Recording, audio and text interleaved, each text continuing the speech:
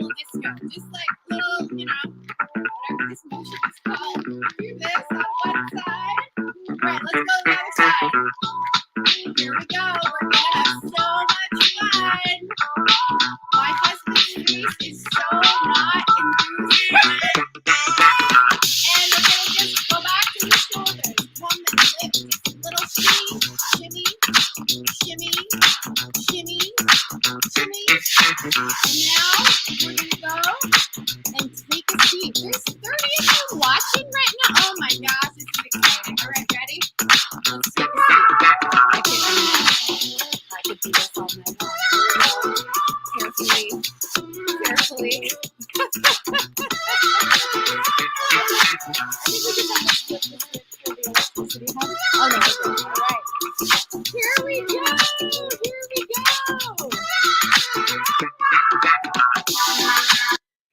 Welcome.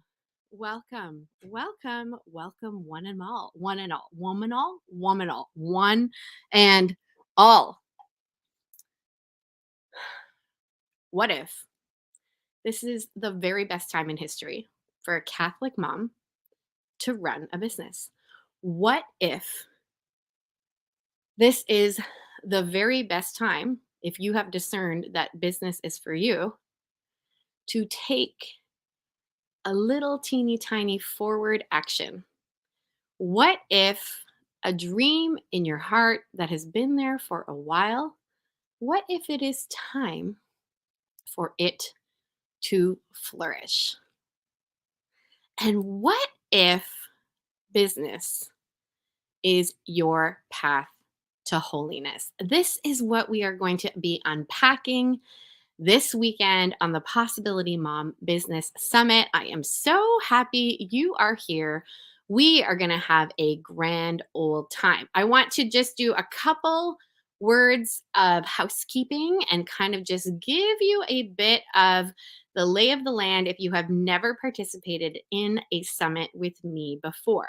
Number one, if you would like to get access to 60 plus interviews, and I'll be sharing some clips and some teasers of these interviews tonight and tomorrow on this live event, go to www.thepossibilitymomconference.com, and that is how you can get your free ticket to unlock 60 incredible interviews. We have Catholic speakers. We've got Catholic authors. I've got Catholic coaches. There are parenting coaches. I've got the Catholic fasting coach on there, Dr. Greg Bottero. We've got people in money management, in e-commerce business. It's a beautiful wide variety of speakers, and they will bless you. And that is all free. You can get that all free for the entire weekend. But if you would like to have access to all of these talks beyond this weekend, let's say you've got Little League or you're doing a last kind of summer weekend hurrah with the kids, those of you who are in the north and are starting school soon, you can, of course, get access to the talks for longer beyond the conference. And all you got to do is grab the VIP pass, and you can find that link in the description below this video. I want to invite you to join me as well inside the Possibility Mom Success Circle. That is where I am going to be having kind of different this time around, a cocktail hour. I thought it might be fun to just have a very casual chit chat in the privacy of the Facebook group. And so the last basically hour of all of the live presentations, I want to invite you to join me over there for a more casual chit chat. Now, if you have been following me for a while, you know how much I love me a good contest. I love me a good contest. I love me a good fun way to, just like take a little, like have a little fun and generate a little bit of excitement and also be generous. I don't know about you. Let me know in the comments wherever you are watching this. Do you love a good contest too? And do you ever win contests? I find that a lot of people that I engage with who win contests that I run, they're like, I never win. I never Yes. So I just want to invite you to get excited with me for this contest. I've decided to do something a little bit, I don't know, maybe a little bit bold, um, something that I think is really, really fun. And I am going to be giving away an 8 pack of coaching. That is 8 one-on-one calls with me. And if we are brand new to each other, I am a Catholic mindset coach for moms. And I love coaching moms both in business and in motherhood. And so I am giving away an 8 pack of one-on-one coaching sessions, normally priced at $19.97.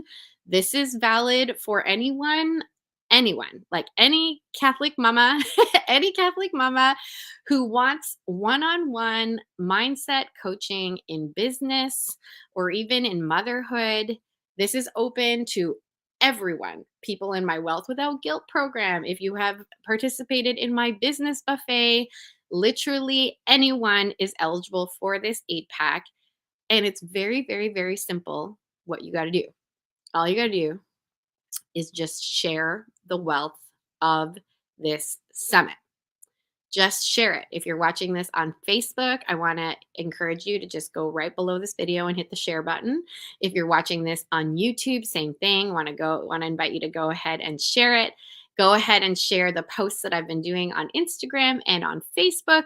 Just share away. I am on a mission to help a bunch of mamas make money for their families. And so I want this information to get into the hands and the hearts of anybody who would benefit from it.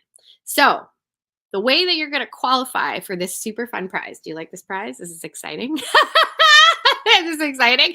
Natalie says over here that this is so generous. Juliana says, oh my gosh, this is crazy. Coaching with Lisa is amazing. Brenda says, fantastic. And again, this is eligible for anyone. If you've been a past client, if you are not a client, like wherever you are in the United States, sorry, actually in the world, as long as we can figure out a time zone thing. I've coached women in the Philippines. I've coached women in the UK. I'm sure we can figure out a time zone thing. So the way to share this summit again is just to share it, like literally go below wherever you're watching this and click the little button that says share. Super simple. Go and share it. And then tag me wherever. So on Instagram at Lisa Canning, if you want to go ahead and snap a photo while I am talking. If you want to just take a really quick video, you can go ahead and do that and just tag me. And we're going to just go the old school way where I'm getting my team to kind of collect, you know what I mean? All of the entries on the internet and just share away. My Facebook is The Possibility Mom, and just share the wealth. If you know someone specific, just feel free to pass this on to them as well. As long as you tag me somewhere on the internet, I will know that you have shared it, and that will count as an entry. Mama Jane in the house, one of my Wealth Without Guilt community members, is saying, so excited. This is so valuable. I'm so excited. All right. I want to give you a peek at what you get when you join me at thepossibilitymomconference.com and get your completely free access to the talks that are totally free for the entire weekend. And so I'm going to share my screen with you and give you a little look-see at what the membership portal looks like. And here we go. You get access to all of these beautiful interviews. Some of them are brand new. Some of them are repeats from my most recent summit in April, as well as I put together a sort of best of. Now, to be honest, there were so many I could have included here. So this is honestly just a little sampling of what I've done in the past. I've now done, I think, 5 summits. I think this is my 5th Summit. Okay, so I want to show you some of the talks that are available to you. And as you can see, you just navigate here at the top. And so, for example, building a Catholic economy, we have a beautiful new talk from the beautiful Gabrielle Davis, creating a strategic plan, 7 pillars for successful business operations. I interviewed Henry Katarna last year, who is an incredible leader, an incredible business coach who has coined this term, or he's coined the term the Catholic CEO. That's what he goes by. And he appeared on my summit last year talking about the Catholic economy and what it means to support other Catholics in business. What does it mean to put our money towards a Catholic economy? I really want to encourage you to check that out. We talked with Tammy Hiska, a Canadian Catholic bookkeeper, about how to keep profit in your business. The beautiful Kathleen LeBlanc from We Are Found Together talks about overcoming mindset for charging for a Catholic product. Raquel Rose from Little Rose Shop, and so much more. There is a very big emphasis this year on perseverance.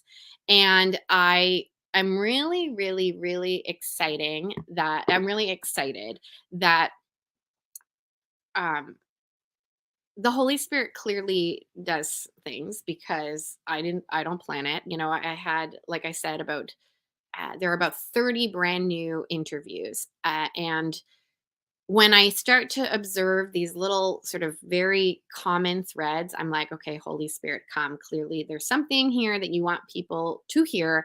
And so, lots and lots and lots about identity and about um, intimacy. So I want to encourage you to take a look at what Virginia Braun talks about, not only about money, but about how to persevere in business. My mindset coach, Erin Ingold, talks about how to stop spiraling thoughts. The Catholic fasting coach, Beth Bubick, everybody needs to learn about this woman because she is doing such interesting things in the um it's so much more than weight loss. She helps people do hard things and feel better all at the same time. It's just incredible. And there's so much more I could say. We've got the beautiful Danielle Bean, who many of you I know and love. We talk about discerning your unique call for your business and motherhood. Taryn DeLong comes back with another interview on why when motherhood isn't what you pictured and how to let go of perfectionism. Rachel Bullman is on this summit. How to hear God's voice when your family life is really loud. So I won't go through all of them because honestly, there's just so many. But basically, you just click on the name that you want to watch, and then you just. And then I want to encourage everybody to go and learn a little bit about the speakers that I'm featuring. Go and follow them on Instagram.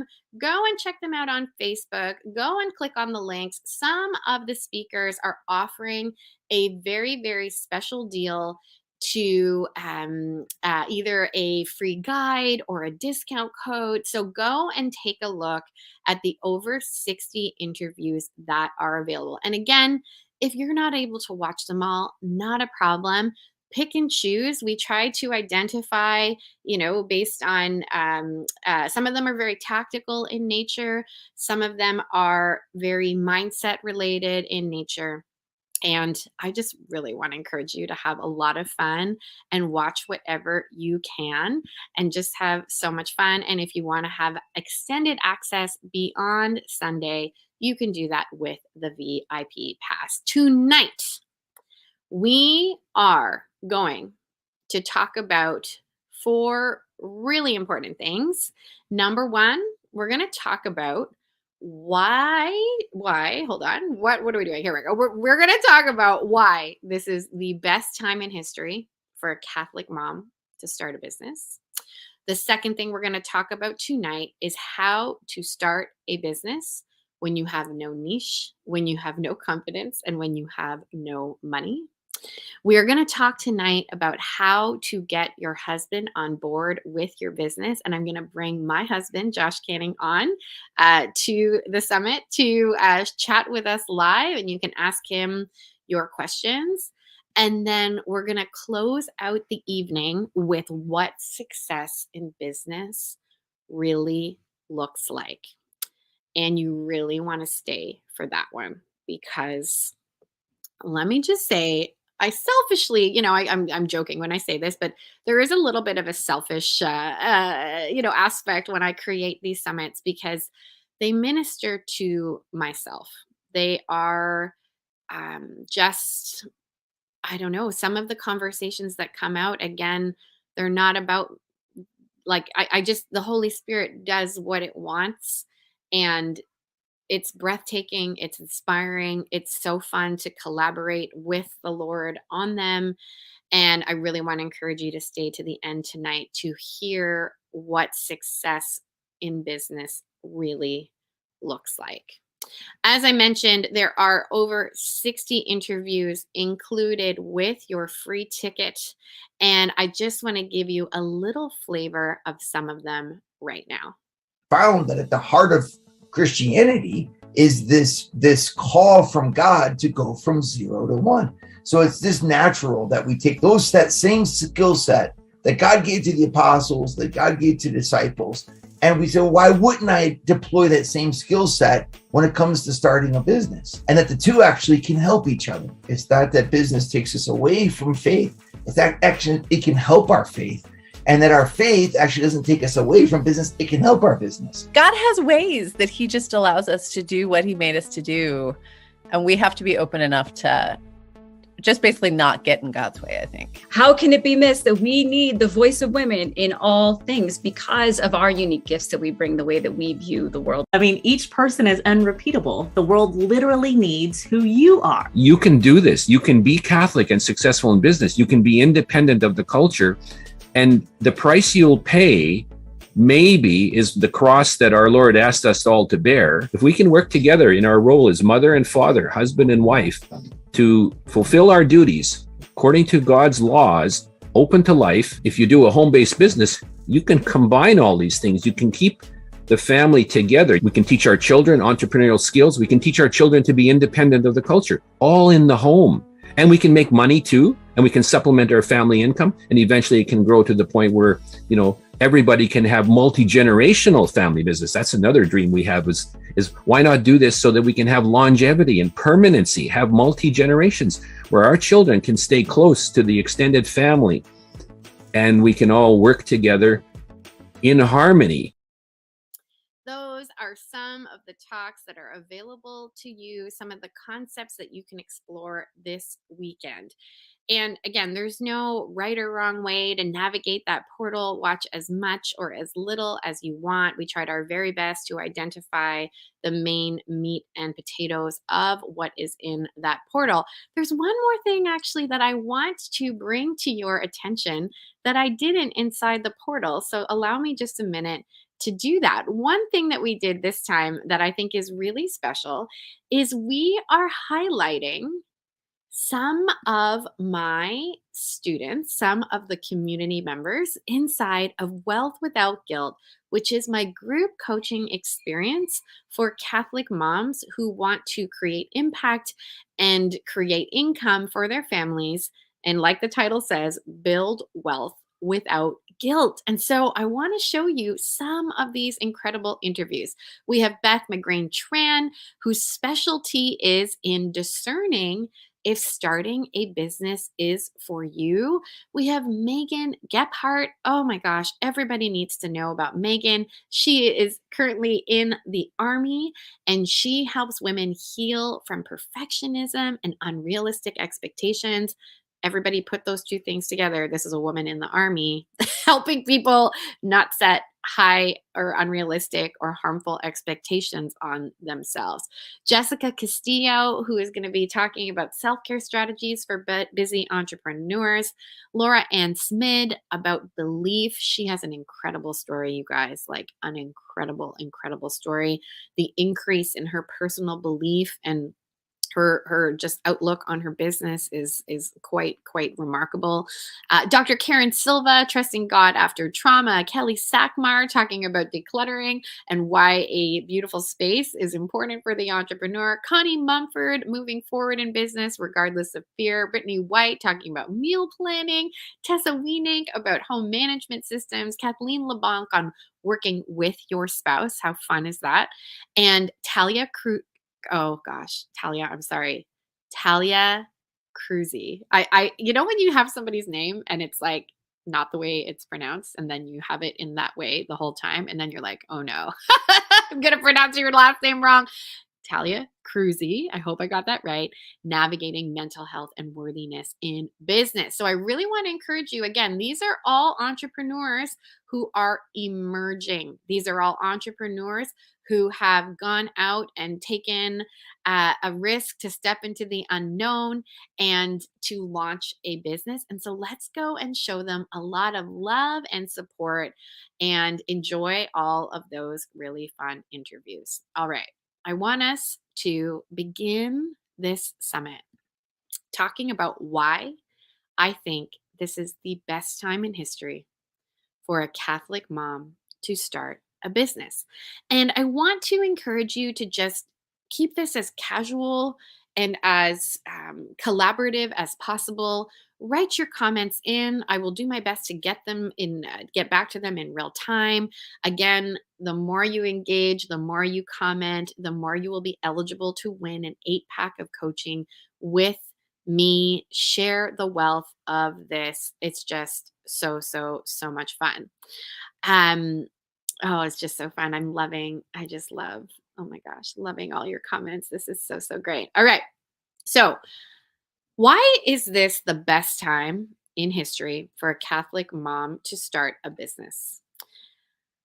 I have been in entrepreneurship for the last 15 years, and I just want to briefly share with you my story. I had a really exciting experience to host an HGTV show. This is not something that happens all that often. When I was 23 years old, I was approached by, it was a mom at my high school who kind of recognized that I had a gift for public speaking. She had watched me speak quite a bit in my high school. She introduced me to a producer.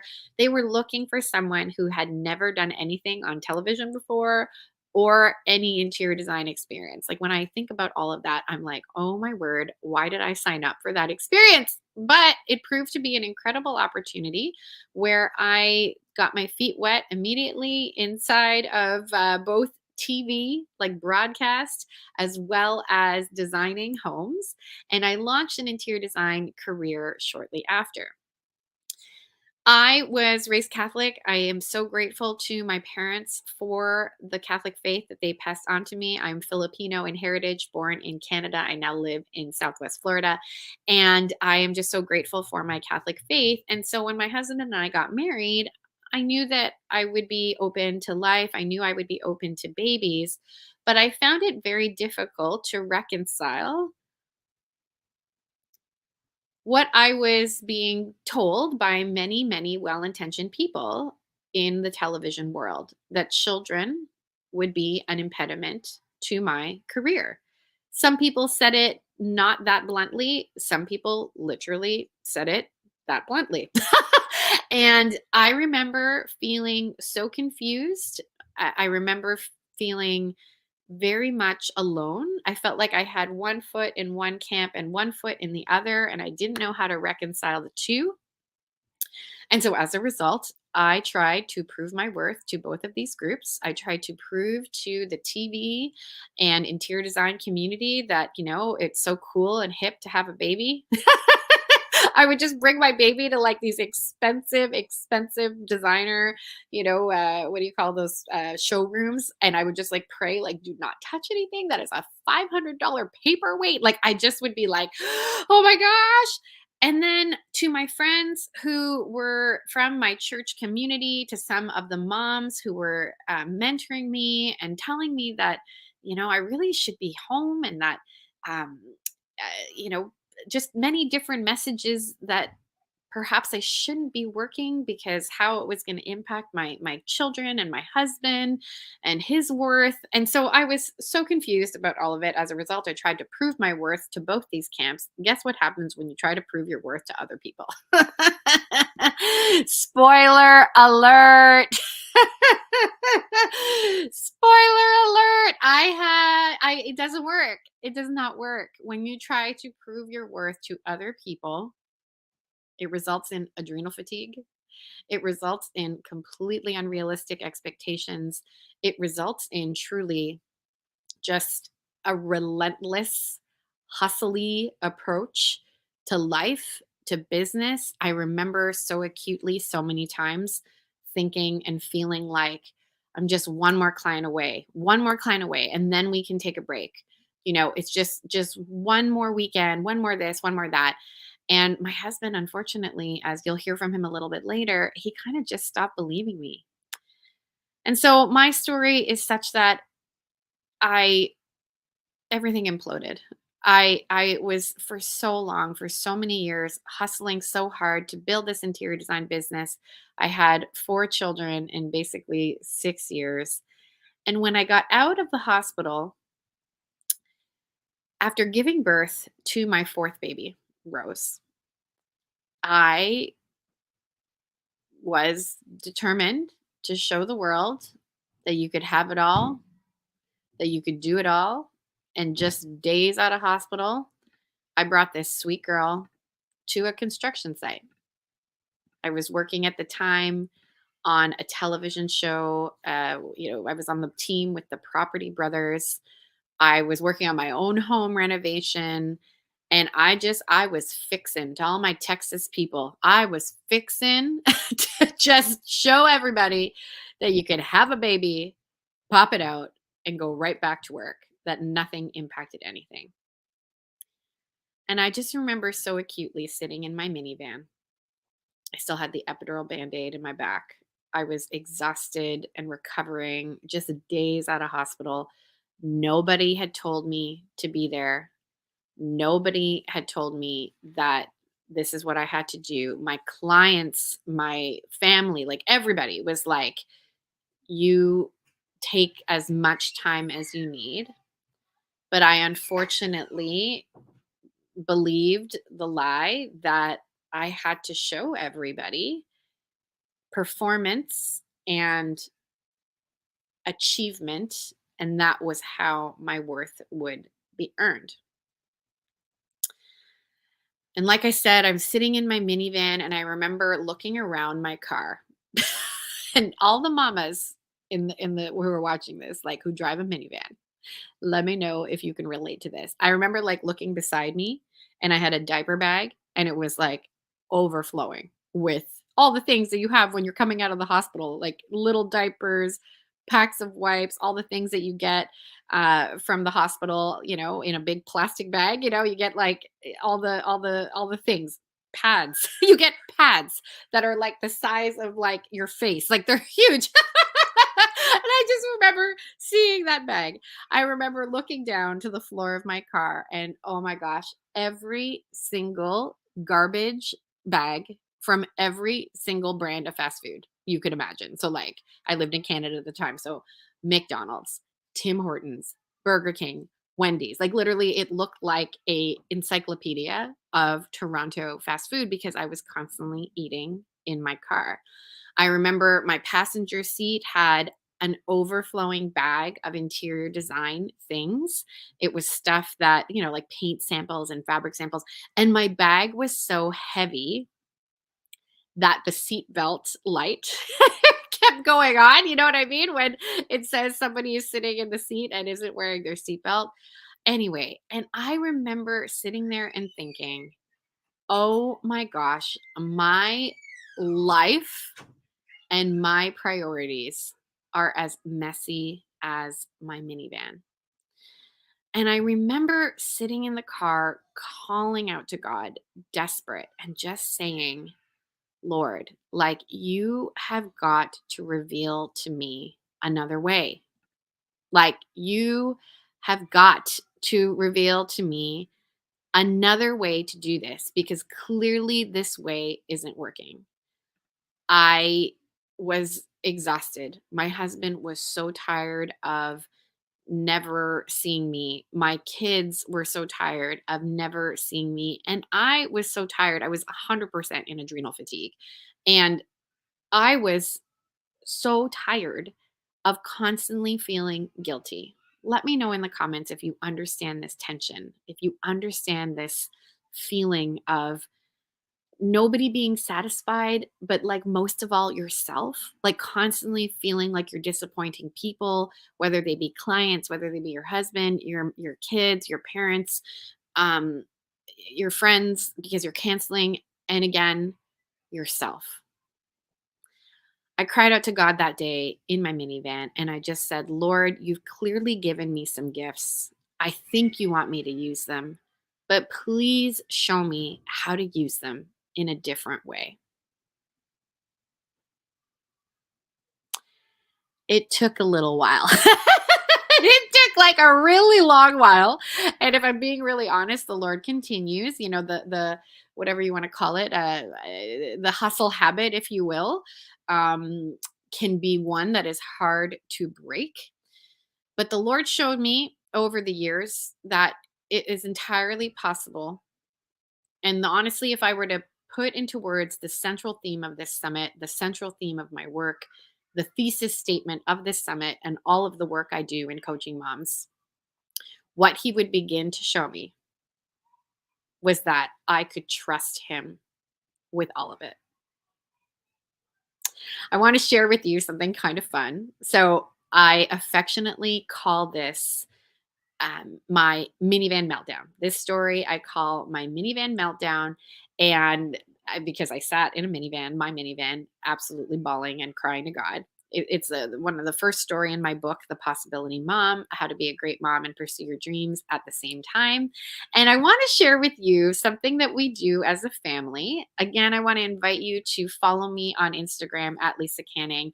I want to invite you to share this with people, share in stories, share the wealth of this summit.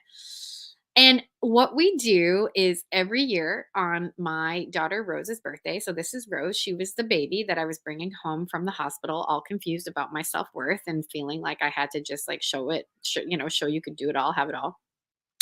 We celebrate her birthday, not just her birthday, but we celebrate my minivan meltdown. We celebrate my quote unquote, griffin like. Is it a griffin? Is that the thing that comes from the ashes? You know what I mean? Just that phoenix, not a griffin. What's a griffin? A griffin's like I feel like a griffin's like a dragon in a kid's book. Anyway, my phoenix like sort of, emerging from the ashes of a hustle life. And we celebrate it with a cake. This is a few years ago. I want to say this is 3 years ago. The cake that we celebrated with on her, we celebrated the day that it happened. So I think it's 5 days after her birthday. 2 years ago, I want to say, my husband surprised me with a custom minivan cake. How fun is this one? He totally surprised me. He had a cake to mimic the style of the Dodge Caravan we drove at that time, and he put it in my brand colors. I still can't. This was one of the. I still don't think any surprise has ever topped this surprise. This was just so fun, and then this was our most recent minivan meltdown celebration. So this was a huge thing to celebrate, and it's what I want to invite you into as well. And what it really is, to like just be succinct about it, is to trust God with everything. If you're listening to this probably sounds like something you can get behind. Like if you're watching me for this long into the Possibility Mom Business Summit, this is very likely something that you can, of course, embrace. But how do we do it when you have the voice of maybe a family member who is well-intentioned, but is telling you things like, you can't start a business. Who are you to start a business? How do you do it when you are terrified of public speaking, or you are terrified of making a mistake online or looking foolish? How do you trust God with everything when you are stepping out into a space where you are um, open to criticism and open to judgment? How do you do that in practice? That is what we are unpacking here. That is what we are expanding on here in the Possibility Mom Business Summit. And it is going to be so much fun. Alrighty.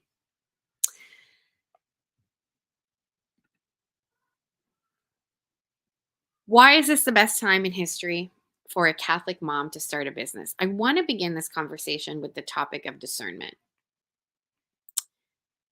Nobody can convince you that a business is for you. Just full stop. Nobody can convince you that a business is for you. You are called to it because the Lord has placed this desire on your heart. The Lord has a plan for you, for your life, for your marriage, for your home, for your children, for all of it. And for some of you, it might include business. To discern if you are supposed to get into business or not requires listening to the Lord. It requires just going into the deep interior of your heart and asking the Lord, is this what you want? But if you have discerned it, I want to offer a few things about why I think this is an exciting time to launch a business. Thing number one, the gift of the pandemic. The gift of the pandemic was Zoom. How many people wish they had bought stocks in Zoom before 2020? The gift of the pandemic was very much realizing that a mom can work from home. And I want to just make it very clear that not all moms are supposed to work from home. We need doctors. We need teachers. We need people in traditional workplaces that require you to be outside of the home. I go outside of the home. Like it's, there's a lot of people who go outside of the home for their jobs. We need those people in more traditional workplaces. But what I want to suggest is that the gift of the pandemic, I live in a little teeny tiny town that has attracted so many people whose companies then decided to go virtual forever. Virtual forever. So I really want to encourage, or not encourage, but really just, it is so amazing when the whole world had to go virtual. It is so amazing to me what people realized. Oh my gosh, turns out we can actually trust our people to manage their time. It turns out that, it's okay to throw on a load of laundry and then have a meeting and then do something else. There are several interviews on this summit where I talk about a non-binary approach to work and family. Dr. Janice Breidenbach. I want everybody go watch that interview. Many other interviews on the summit where we talk about just like burning the boxes of I'm a stay-at-home mom or I'm a working mom. Just burn all of those boxes and those labels because sometimes they're not really helpful to us. And so why I think this is such an exciting time for a mom to start a business is because of the gift of the pandemic, and that is working from anywhere. We have seen the rise of the virtual assistant. We have seen the rise of virtual everything because we all had to learn to adapt. So, reason number one why I think this is such an exciting and compelling time is the gift of the pandemic and more people working from home electively. Reason number two why I think this is a really interesting time is that a personal brand is an established entity. What do I mean by that? A personal brand is something that has emerged in the last, I would say, you know what? I don't know if I could put an exact date, but I've been in business basically 15 years. And in the beginning, it was not a thing. Like, I'll just share with you my interior design experience. You were an interior designer. You talked about interior design. It was weird if you got on and you started talking about other things than interior design. Social media was not as pervasive, or pervasive is probably the best word, or prolific. Like, there was just not that same accessibility to people about 15 years ago. What I have observed about the marketplace that is so, so interesting is that anybody can be considered an expert. Now, of course, this has some interesting things that we have to navigate alongside of that. But what is so great for the Catholic mom entrepreneur, a Catholic mom who is raising her children at home and desires to homeschool them or to be very much at home with them, it means that you can be a brand. I want to just unpack this for a moment. Let's see here. What is a brand? Apple. Okay, so Apple.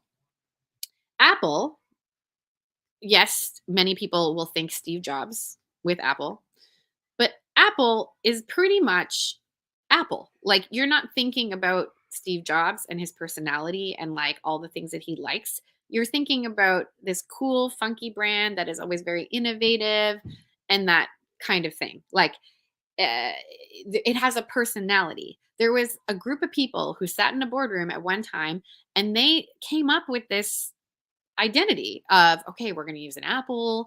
The brand is going to be really modern. It's going to be very innovative, and so on and so forth. Somebody decided that. And oftentimes people pay a lot of money to a branding agency or a marketer to come up with a brand identity. And they pour lots of money into what that looks like, how that feels, how that brand speaks. What is so interesting today is that just you, you can be a brand. You can talk about cosmetics. You can talk about the resources you share with your children for homeschooling.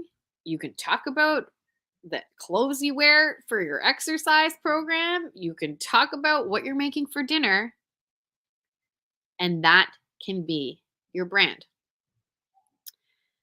It is now not even just an accepted entity. Like, it's not even just a concept that people embrace. Companies now look for influencers, people with a personal brand, and they pay them instead of paying a celebrity. I have done partnerships with macaroni and cheese companies. I have done partnerships with major retailers. I have done partnerships with baby products where they have paid me in the multiple, four figures, sometimes more, to talk about their product because they know my people are interested in what I talk about. It is so fascinating. Think about that really carefully. Think about that. There's so much potential when you are the brand. What makes it so fun is that you can work from anywhere. You're no longer location dependent because you can work wherever you can tell a story. You can work wherever you are intrigued or feel compelled to share things about your life. How fun is that? And it is a recognized entity in the marketing space. PR companies are hired by major brands. I used to be approached by PR companies all the time to work with these people who have built personal brands because they know that their audience trusts them and likes them and cares about what they have to say. There's a whole shift now. Celebrities still get paid to endorse products because we have in our culture today a reverence for celebrities. But there has been an acceptance, like an understanding also that a mom with an audience who has built an audience using her phone. It's so fascinating. A mom with an audience using her phone has influence. It is a thing. It is a reality. And that is why it is so cool and a great time to start a business. All right. Reason number 3. There are, and I think this was another gift of the pandemic. I had so many conversations with moms about this topic when the pandemic was in its in its height. The benefits of keeping families together at home. I coached so many moms during the pandemic about how grateful they felt that they didn't have to run around to different sporting events, that they didn't have to run around to different school practices and all the things. Hey, and I am all for, like, I love the activities my kids are in. My son loves karate. There's all kinds of things. But of course, that does come with some trade offs. When you can run a business from home. And again, I will be the first person to say we need people in traditional forms of work. So hear me loud and clear. This is for the people who have discerned that they want to be more home based. There are so many benefits to having a mom and a dad or whoever, some combination, present in the home. There are benefits of being able to run upstairs, do some laundry, come back downstairs, have a client call, be able to work in short spurts while children are occupied, maybe by a babysitter or maybe by, an older sibling. But then you're able to come out. The commute is reduced. The stress is reduced. The need for convenience stuff because you are commuting and working outside of the home. Again, for those who have discerned that this is what they want, it is just such an exciting time in history because it truly is possible. It truly is possible. Number 4, fourth reason why I think it is so cool and exciting to have a business right now, why this is such a cool time in history to have a business, is because there are affordable ways to begin a business. What do I mean by that? Because of the internet, you can do exactly what I'm doing right now. You can get online and you can start talking about something that you have some experience in.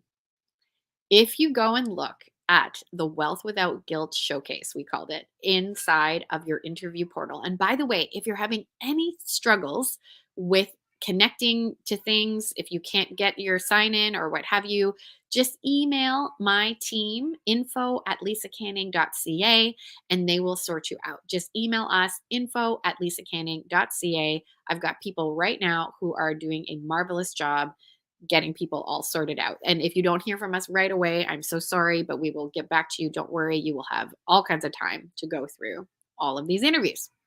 Alrighty. So I forgot what I was saying. What was I saying? Hold on. Affordable. It is affordable. If you can get a phone and you can get the internet, in my humble opinion, you can actually start a business. Especially if you are doing something like coaching or you are doing something like teaching, where you are imparting something that that is your experience, that is something that you have mastered or you are mastering. When you have that experience, you can impart that to someone else and charge them money for it. And sometimes you can do it with just your phone and a very simple payment processor like PayPal, for example. Of course, there are platforms inside of Wealth Without Guilt, my group coaching experience. I teach how to use Kartra. I teach inside of one of the programs inside of Wealth Without Guilt, the Business Buffet. I teach you how to leverage, what do you call them? Layouts, like templates. And so you don't necessarily even have to pay somebody to create these online funnels, online checkout pages for you. Tech can look very intimidating, but there are a lot of ways that one can get a business going. I love using the beautiful Mary Lenneberg. Mary Lenneberg is a prolific author and Catholic speaker. She is featured inside of your portal with an interview that is beautiful. She often runs campaigns where she just says, send me your Venmo, send me via Venmo with your name. And that's how she accepts payment. She makes an Instagram post. She literally says, send me the $50 on Venmo, and we have a transaction. Sometimes it truly can be that simple. And actually, I recommend that when you start that simple. You start with a simple, simplified way to charge people for money so that you can test your concept. All right. And then finally, the final reason tonight that I want to share with you why I think it is just an incredible time for a Catholic mom to run a business, that is the rise of the Catholic coach. Now, I want to unpack this a little bit because it might sound a little bit weird. Like, what do you mean? I want to tell you the story of how I got into Catholic coaching and why I have in recent years pivoted my business to the way it is currently. And so, number one, I was an interior designer, like I shared. That was the only way I ran my business, or that was the only way I charged money, I mean. And it was very difficult for me to believe that I could be what I explained earlier, a personal brand. Very, very difficult. I was like, no, this is what it looks like to be an interior designer. You're just like polished. You wear a blazer all the time. You always have your nails done. You don't have baby spit up on you. Like, interior designers are fancy. They carry designer handbags. They drive fancy cars. Like, I just had this like picture of what success looked like. It was so bizarre for me to start thinking about talking about baby bottles and like what baby bag I carried. I was so uncomfortable with this whole concept. I wrote my book, The Possibility Mom, started just broadening what I talked about beyond interior design, stepped into that unknown space of becoming a personal brand. And when I launched my coaching practice in 2019, I launched it right as the pandemic was happening. I launched it with a $2,000 package. And I was shocked. I had not marketed myself as a Catholic coach. I definitely wasn't hiding the fact that I was Catholic when you would see what I would publish online and all those kinds of things. I sort of talked about it kind of organically. I had some mindset issues or mindset drama around being more overt with my Catholicity because I had come from this very, secular, and I had this like idea in my head that I was professional. Like, professionals don't talk about their faith. Professionals don't evangelize. Like, I just had this like kind of very narrow concept of what success looked like. If I just may be very plain about it, I had a very, very, very, very, very narrow concept of what success looked like. The Lord had to break me open. You know what I mean? Oh my gosh. Okay. So when I started coaching and I offered a $2,000 package, 90%, maybe even 95% of the women who started coaching with me were Catholic. And I remember just being like, that's interesting. I didn't really think anything of it because I had not marketed myself as Catholic. I didn't use anything Catholic in my language, nothing like that. And so I was like, okay, I'm curious. And I went back to every single one of them and I asked them, what part of me being Catholic was important to you when you signed up for coaching? And basically every single one of them said it was the reason. I wanted to learn business and I wanted to gain skills in my motherhood with somebody who has the same outlook in life, with somebody who is a little bit farther along in the journey. That's what I wanted. And I just remember being like, that is so interesting. Fast forward about 8 months later, and I'm living in my beautiful town, Ave Maria, Florida. And I see this woman with hair honestly that could touch heaven. Like just the best head of hair, like just high volume, incredible. And I was like, I gotta meet this girl. Like she and I would be friends. Again, I came from this fashion background and interior design. I studied fashion in university, was very used to dressing up every day. And when I saw this girl with this like cute little outfit and teased hair, I was like, she and I are gonna be friends. Turns out she's a trained mindset coach. She's got this company where she does life coaching, and she kind of would like just slipped it in there like, oh yeah, like in a Catholic anthropology. And I just was like, I just want to hang out with you. And you are a trained life coach with training that I respect and admire. Okay, sign me up. We're starting to work together. What happened to me when I started working with Erin Ingold will forever go down in history as a pretty epic shift. Because what the Ingolds taught me inside of their program, Matt and Erin, they have this company, Metanoia Catholic, and they have a training program for coaches who want to coach in an authentically Catholic manner. What they taught me was that I had been compartmentalizing my life completely unconsciously. I want to unpack that really quickly. I had been Catholic all my life. I've been Catholic all my life. I didn't really ever kind of stray away from the faith in any kind of really big way. I mean, certainly when I was younger, I was confused and, like I think like many teenagers, I had lots of questions, but I never really had like a existential question with, is the Catholic Church true or anything like that. And I would say I've had a pretty like average or relatable upbringing when it came to the way that I was catechized and all that stuff. Like I went to Catholic school. It was talked about in my home. I maybe didn't know all the reasons why we believed all the things that we believed growing up, but there was a sense that I had a relationship with Jesus, that he wanted the best for me, that he wanted to be in a relationship with me, and so on. But I was as I mentioned already, I was a hungry business mama, or not mama at the time, a young woman who wanted success. And so I really soaked up everything I could get my hands on when it came to entrepreneurship. And of course, at the time, I'm 38 years old today, so this is like when I was in my teens, we're talking like the 2000s.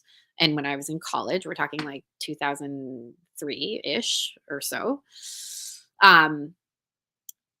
Everything I was learning about was secular. There were no Leoderos of the world back then. There were very few. There were no young, or at least very few young women who were talking about the faith in a way that was not apologetics or catechesis. Like it was just like, so there were experts I could go to learn about my Catholic faith. But I wasn't finding really anybody who was talking about what it looked like to have like faith practices in business. And so naturally, I had compartmentalized, I guess that's the best way to approach it, business training. All of it was secular. And I remember this moment when Erin was coaching me. Part of the program that they run is you learn how to coach by also being coached.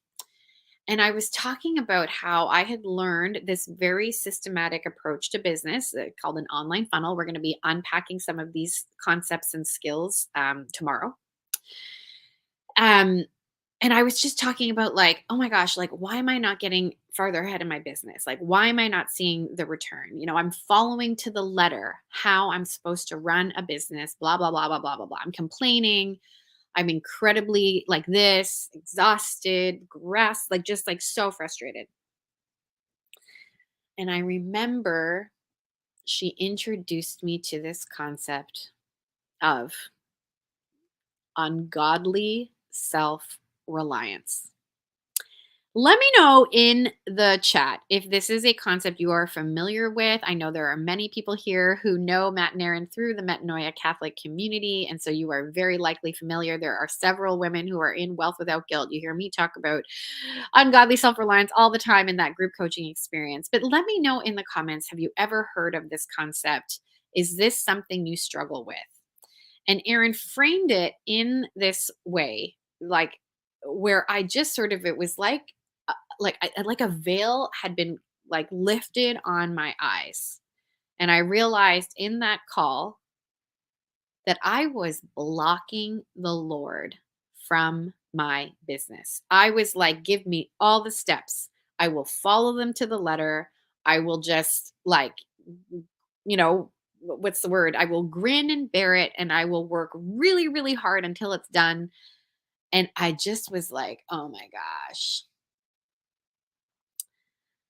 Juliana says, amen, that's me. Hope says, yep.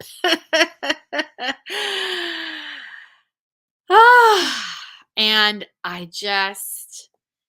remember sitting there after that call, and she had coached me on what it looks like to relent of ungodly self reliance, to accept that failure is just a part of business, but not even that, to accept that failure is gonna make me holy. And that is what I really want to propose that we explore with an open heart this weekend together, my friends. What if, for those of us who are called, our business is going to make us holy? What if, for those of us who are called, our business is our pathway, but as well as our contribution to salvation history? What if our business is the way we are going to get to heaven and how we're going to bring other people with us? What if that is the case?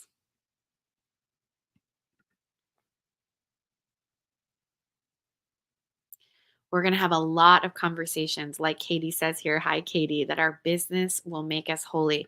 There's going to be a lot of conversation this weekend about what it looks like, both in the mind as well as in practice, to trust God immensely with your business.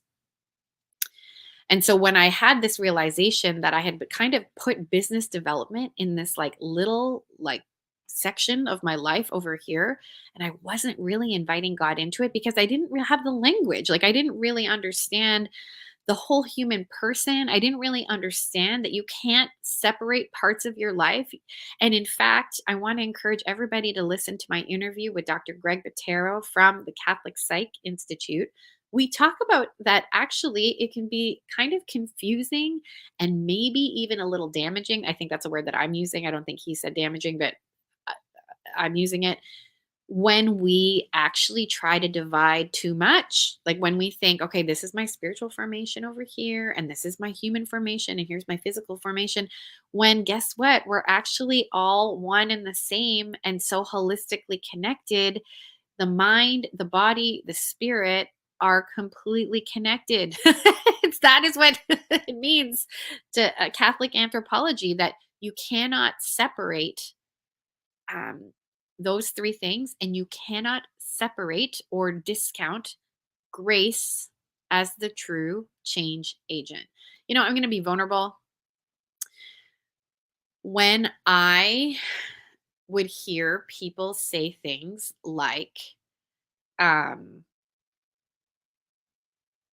no true transformation without Jesus Christ, I would be like, okay, I know that, but I would be like, but like, let's not discount or discredit secular resources. And I still say that there is so much to be learned from secular resources. Continue to go listen to secular business coaches and gurus and mentors. However, there is an essential thing that these secular coaches are missing. And if we do not, as Catholics or anyone who's listening to this who wants to put Jesus at the center of their life, what a secular coach will not involve is grace. I'm going to be super transparent with y'all. Right before this summit, like right before like 7 p.m., I think I only had makeup on my face at 6:45 p.m. It was just one of those kind of, oh my gosh, the baby's crying, like the kids need food. It was just one of those things, right? And it was 6:45, and I just was like, I went to this total familiar place of ungodly self-reliance. Like, oh, you should be more prepared. How come you're only getting your makeup on now? Oh my gosh, like you're not going to be able to like do this really well because now you're rushed. I just went on and on and on and on for a brief moment because now I have a little bit of training. And so in the past, I would have just beat myself with a stick of like, you should have known better. You should have been more prepared. It's going to be terrible. But in that moment, as I was putting on my makeup, I did what I am now trained to do. And that is to just say, like, let the spiral happen. You know what I mean? Like, sometimes you just got to let the spiral happen. But the spiral comes from control. Okay. The spiral comes from wanting to predict the outcome. So let's just go back to my 6:45 example. I was like, gosh, if I had done my makeup a little bit earlier, I could have sat at my computer earlier. I could have maybe like made more notes. I could have this XYZ, whatever, right? Been more prepared so I could control the outcome of this exact event right now. Should we be prepared? Yes, absolutely. Should we produce excellent work? Yes. Please do not misunderstand me. I am not trying to say don't try to produce excellent work. But what I did in my bathroom was I just like let my spiral happen. I let that cortisol kind of course through my body. And then I looked at myself in the mirror and I was like, okay, it's time to remind yourself of who you really are. And I kind of have this sort of, it's called the Possibility Mom Manifesto. And I want to encourage you, those of you who have grabbed the VIP pass, you get a copy of how to make one, and you get some video training on how to make your own Possibility Mom Manifesto. And it is literally for the moments that you spiral. So I looked myself in the mirror and I did the things that help me when I spiral. I reminded myself that my worth is not tied up in any kind of business success. I reminded myself who I am here to serve, and that is the women that I feel God has put before me to learn from my past experience and my current experience that the Lord has uniquely equipped me to minister to. I reminded myself that, and this is the part that you will not get from a secular coach. You will not get this from a secular coach. That we can boast of our weakness as we read in 2 Corinthians, because through Christ's power, we can be made perfect.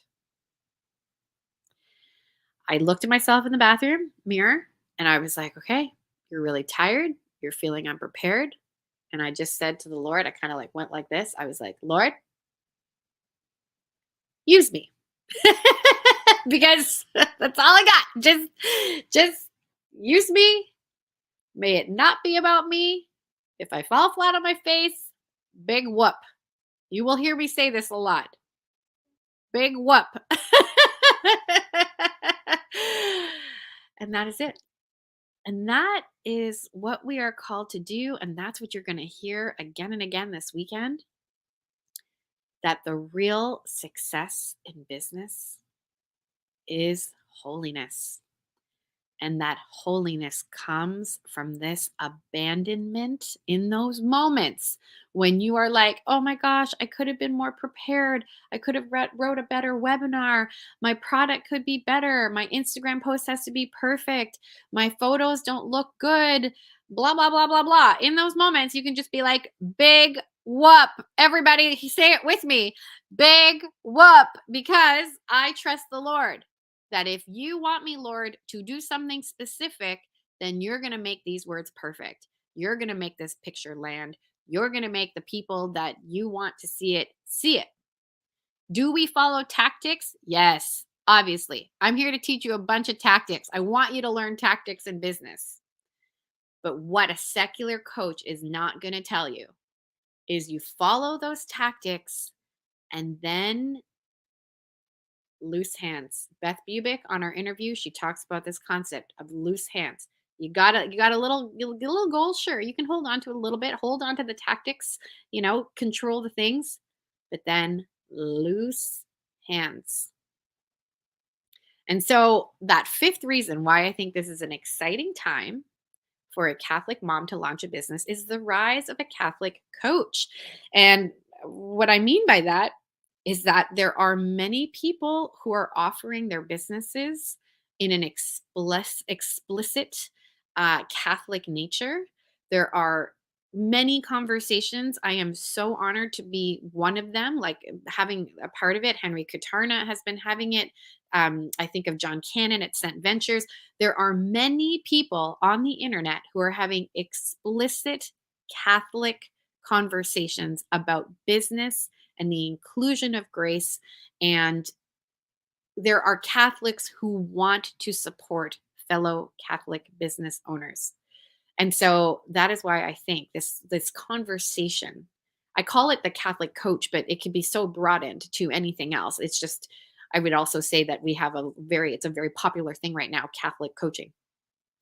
As Beth says here, one of our speakers, yes, we are on the rise. But it's just, I get probably in my Instagram DMs constantly, I get people asking me, hey, do you happen to know an amazing Catholic, whatever, sleep trainer, an amazing Catholic home organizer? I would love to support a fellow Catholic. Now, I do want to make a point. Is this at the exclusion of other people? No, absolutely not. I have amazing people that I work with. My sleep trainer is a beautiful Jewish mama up in Thornhill, Ontario, and I love working with her. She has taught me so much about sleep. But especially where coaching is concerned, there is a language and, of course, a morality that happens when you are explicitly Catholic. You know what you're getting. You know what you're getting, and you know you don't have to wade through anything that's not going to be in line. The other thing I love to talk about in building a Catholic economy is imagine this. Imagine a mom not afraid to get pregnant because of money, because she knows that she has an avenue to make money from her home. On the flip side, imagine, same thing, a mom not afraid to get pregnant because of money, because she knows she has an employer who wants her to be pregnant and be paid while she's pregnant. You know what I mean? Like she wants her to have a job. So there's both sides of this. The person like me who needs an income to pay her family's expenses, but also the employee who knows that she has an employer who will pay her and is so supportive of her having as many babies as she feels the Lord wants her to have. I mean, come on. How fun would that be? How amazing would that be if we could create that kind of economy where a mom is never afraid to grow her family size because of money? If you are with me, give me a big fat whoop, whoop, or big whoop. I don't even know. I'm seeing it all spelled out now. And I'm like, wait a minute. Big whoop. That's it. Big whoop. So I would spell it W-H-O, big whoop, like W-H-O-O-P, I think. Big whoop, W-H-O-O-P. So the way that Blanca has spelled it right here. Katie says, I can get on board with that. Lou says, whoop, whoop. Here we go. Juliana, big fat whoop. Awesome. Continue to give me a big fat whoop. And I just want to remind you, continue to share the wealth of this summit. People can go and share this, go and get completely for free 60 plus interviews at thepossibilitymomconference.com. I want to give you another taste of some of the interviews that are available for you when you join me inside of this summit. Here we go. He is infinite truth and beauty. And so I think out of that, we all have a beautiful story to tell. Don't compare yourself to other women. God has a plan for each one of them. I would love to see more marriages feel like they're thriving rather than struggling. God's not going to let you down, you know? Like, even if your business doesn't work out, like, for some reason, God put that in your heart and to follow that. When I feel that temptation, where I'm like, I want to go check this, I want to answer that email, is just say no. Like, right now is family time. There's something very important about community in all of this. If God places the desire on your heart, He is going to make a way for you. And you'll see that every arrow that you threw pierced the heart of God, because He never, ever stopped pursuing you. This business would not have existed because it all started as a moment of me really taking ownership of my... God doesn't call the equipped, He equips the called. They're using their gifts to serve their people, because people are serving in ways I can't do.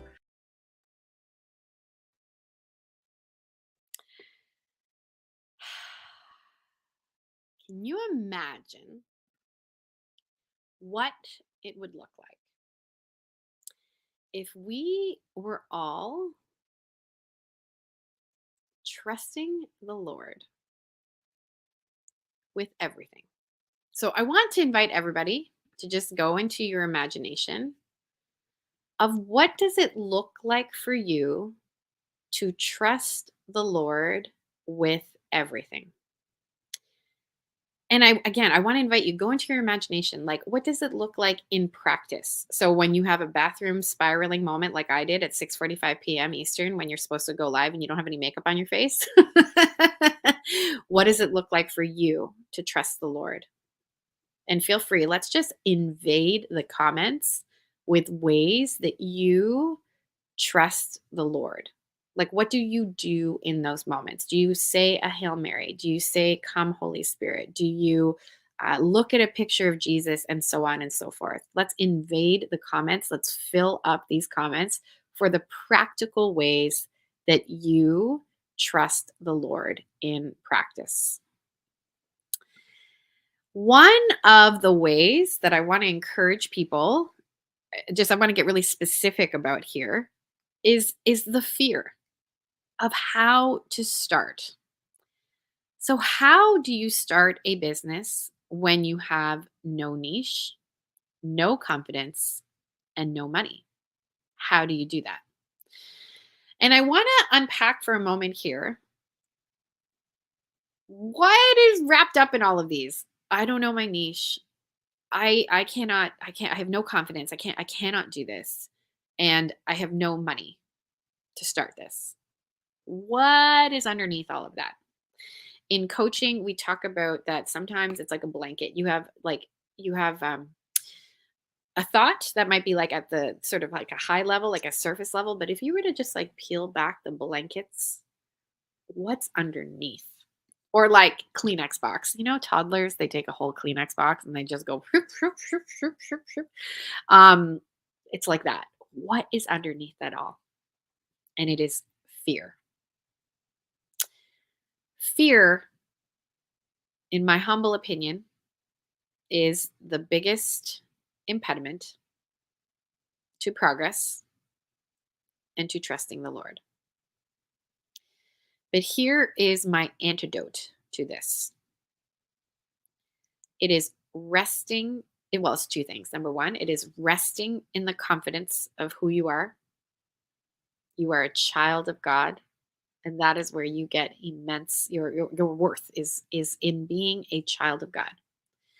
And the second thing is the habit of trust. This morning, I met with my spiritual director. His name is Father Damien, and I am so excited. He's going to be on the summit live tomorrow. He's such an interesting man. He's been my spiritual director for about 10 years, and he also DJs on Twitch. Everybody go follow him on Twitch. It's like literally Father Damien. Like FRDAMIEN. He DJs on Twitch. He takes like gospel music and mixes it with like old school R&B and reggae and stuff. It's like so fascinating. I'm like, Father Damien, you're so interesting to me. But I was telling him this morning how my morning prayer routine is like not too bad. Like I would say I have a pretty like routinized at this point routine. But I was like, oh gosh, Father Damien, I kind of just like roll into bed. Like my nighttime routine is not really that anything to write home about. And so he was like, well, do you brush your teeth before you go to bed? And I was like, yeah. And so he was like, so you have that habit. Can you like just build another one? And I bring up this story because trusting the Lord is a habit. And he encouraged me to every evening recount and recall all the ways that I was able to trust the Lord in a day, because it will help build that habit. When we build this habit of trust in the Lord, it can truly conquer all fear. And I want to give some practical ways as well for how to start a business when you have no niche, no confidence, and no money.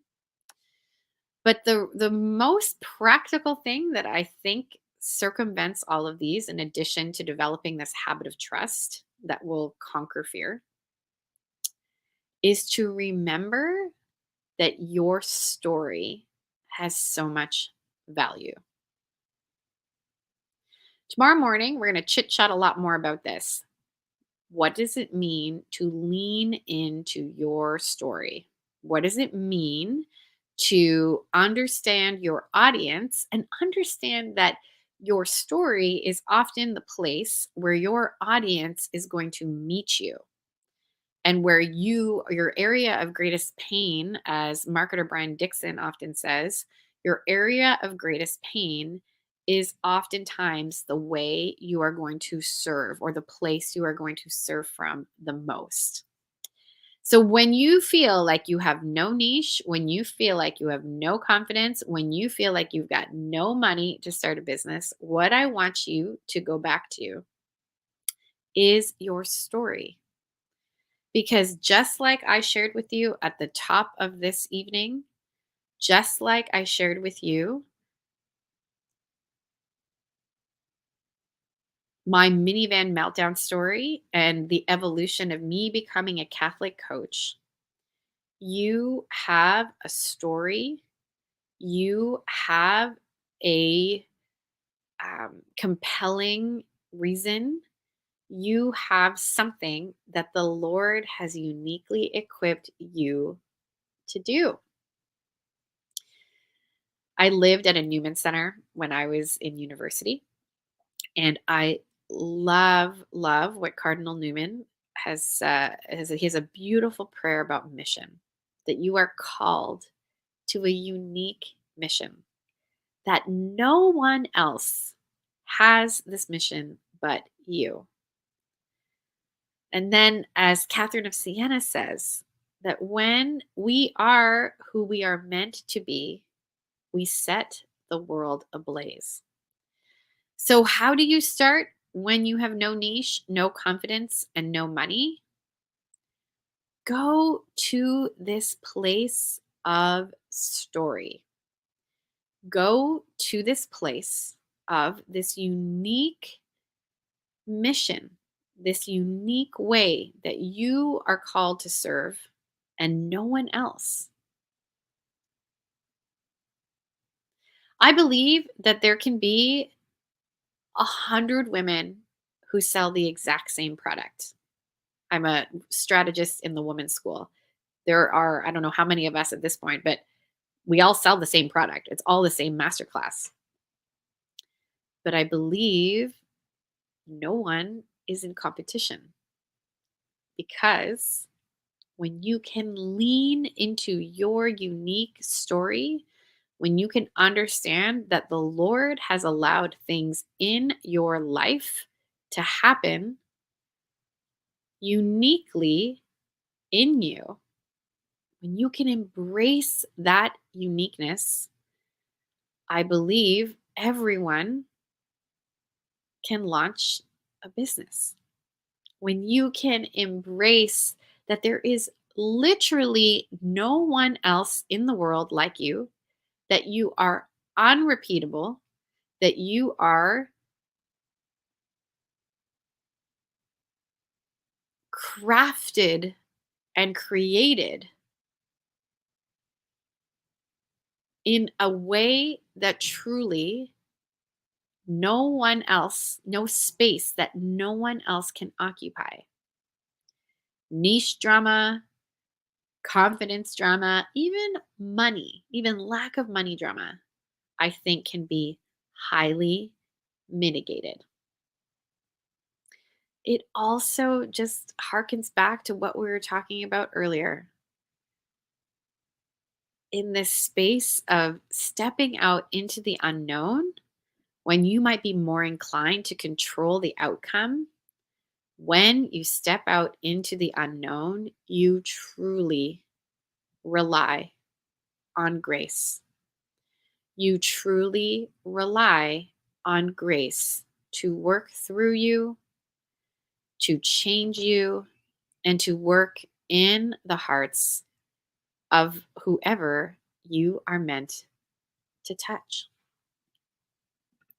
I want to address some of these gorgeous, gorgeous comments. I love this. Hope, put on a habit of trust. It's a daily outfit. Yes. I love this. Sadie, you say, Jesus, I trust in you. Blanca says, I say, ever present God, here with me now. Help me to be here with you. Jesus, I trust in you. Take a deep breath, Luz says, and pray Philippians 4:13. And Hope says, I will live in the present without depression or anxiety about past or future. Oh my gosh, this is so much fun. Again, I want to remind you, if you are just stumbling upon this summit, to go on over to thepossibilitymomconference.com, where you can get access to your 60 plus interviews. And if you would like access to the interviews plus some incredible bonuses, one of the bonuses that I added kind of last minute is a 30-day group coaching experience with me. And if you have never been coached by me, I really want to encourage you. This is a steal of a deal. Come on this group. If you've got an idea that is being unearthed in you from this summit, let's get it out into the universe. Let's get it moving. And I'll coach you in a group for 30 days following the summit every Monday for the 4 Mondays post the summit at 12 Eastern. I'm going to coach in a group. You get all that for $79, including all of these interviews. It is such a steal. And I really would love to help you move a goal forward. I want to remind you, we're doing something kind of risky. I sometimes surprise my team with these things. Sorry, team, but we're just going with it. I'm giving away an 8-pack of one-on-one coaching. It's worth $19.97. We will make really like targeted headway. Like if you want to be able to use my brain for copy, use my brain for strategy, but if there's stuff in you that really needs to get unlocked, if there's stuff in you that you really need the help of a Catholic mindset coach who will coach you in a way that is respectful and understanding of the whole human person, and will just reveal truths to you that perhaps you can't see in yourself, I'm giving away this 8-pack And all you got to do to enter is share this summit and just tag me everywhere. Put people in the comments below. Let's let people see the comments. And we just listed a whole bunch of ways that you trust the Lord, what you do, what you say. When you have moments of fear, let's let this pop up in people's feeds. Let's let the algorithm embrace this. Let's let the algorithm show people that you can trust the Lord with everything and that it actually is possible to feel freedom. It might not be easy, but that you can feel freedom. I want to start to get a little bit more practical. We've kind of had this in a bit of a more mindset space and vision space. I've invited you into the vision that I have for a Catholic economy and a mom's role in that economy. I invite you to link arms with me and give a big, whoop whoop, big whoop. I want to start bringing things a little bit more practical. A question I get asked all the time is, gosh, like my husband's not really on board, or my husband doesn't want me to invest, or my husband thinks that if I pursue business, it's actually going to be really detrimental to our house, to our kids, to our marriage. And so I want to invite to the Possibility Mom stage my husband, Josh Canning. But I got to call him. Like, Josh, can you hear me, Josh? Can you hear me? I don't know if he can hear me. I'm like, oh, here. I hear him coming. Everybody, welcome to the Possibility Mom Summit. The one, the only, Joshua Canning. I think I'm sitting on the inside. You have to sit on the inside? Are you sure? I think so. Come here. Everybody, welcome Josh Canning to the Possibility Mom Business Summit. Here we go, everybody. It's Josh. What is the, here, can you scooch over that way? What is the nickname that, what? I'm sure how to do this. So I just did like a dad sound. Oh. I was just going to say, I was like, was that a burp? Was that a? No, it's just a groan. What is the nickname your softball team gave you? I don't know where, I don't really understand exactly where it came from, but I was called Bearded Dragon. The Bearded Dragon. Mm-hmm. Everybody, this is the Bearded Dragon. Mm-hmm. We've been married for how many years is this year? Almost 15 years. Almost 15 years. I have been an entrepreneur for all of them. And we have navigated all kinds of things. We have navigated Josh working full-time, me working full-time, us both working full-time. We have navigated both of us like part-time work. We've literally navigated all types of work and childcare, all the things. And so I thought it might be valuable to bring Josh on to talk about what it looks like to get your husband on board with your business and what it looks like to have maybe like hard conversations about just everything.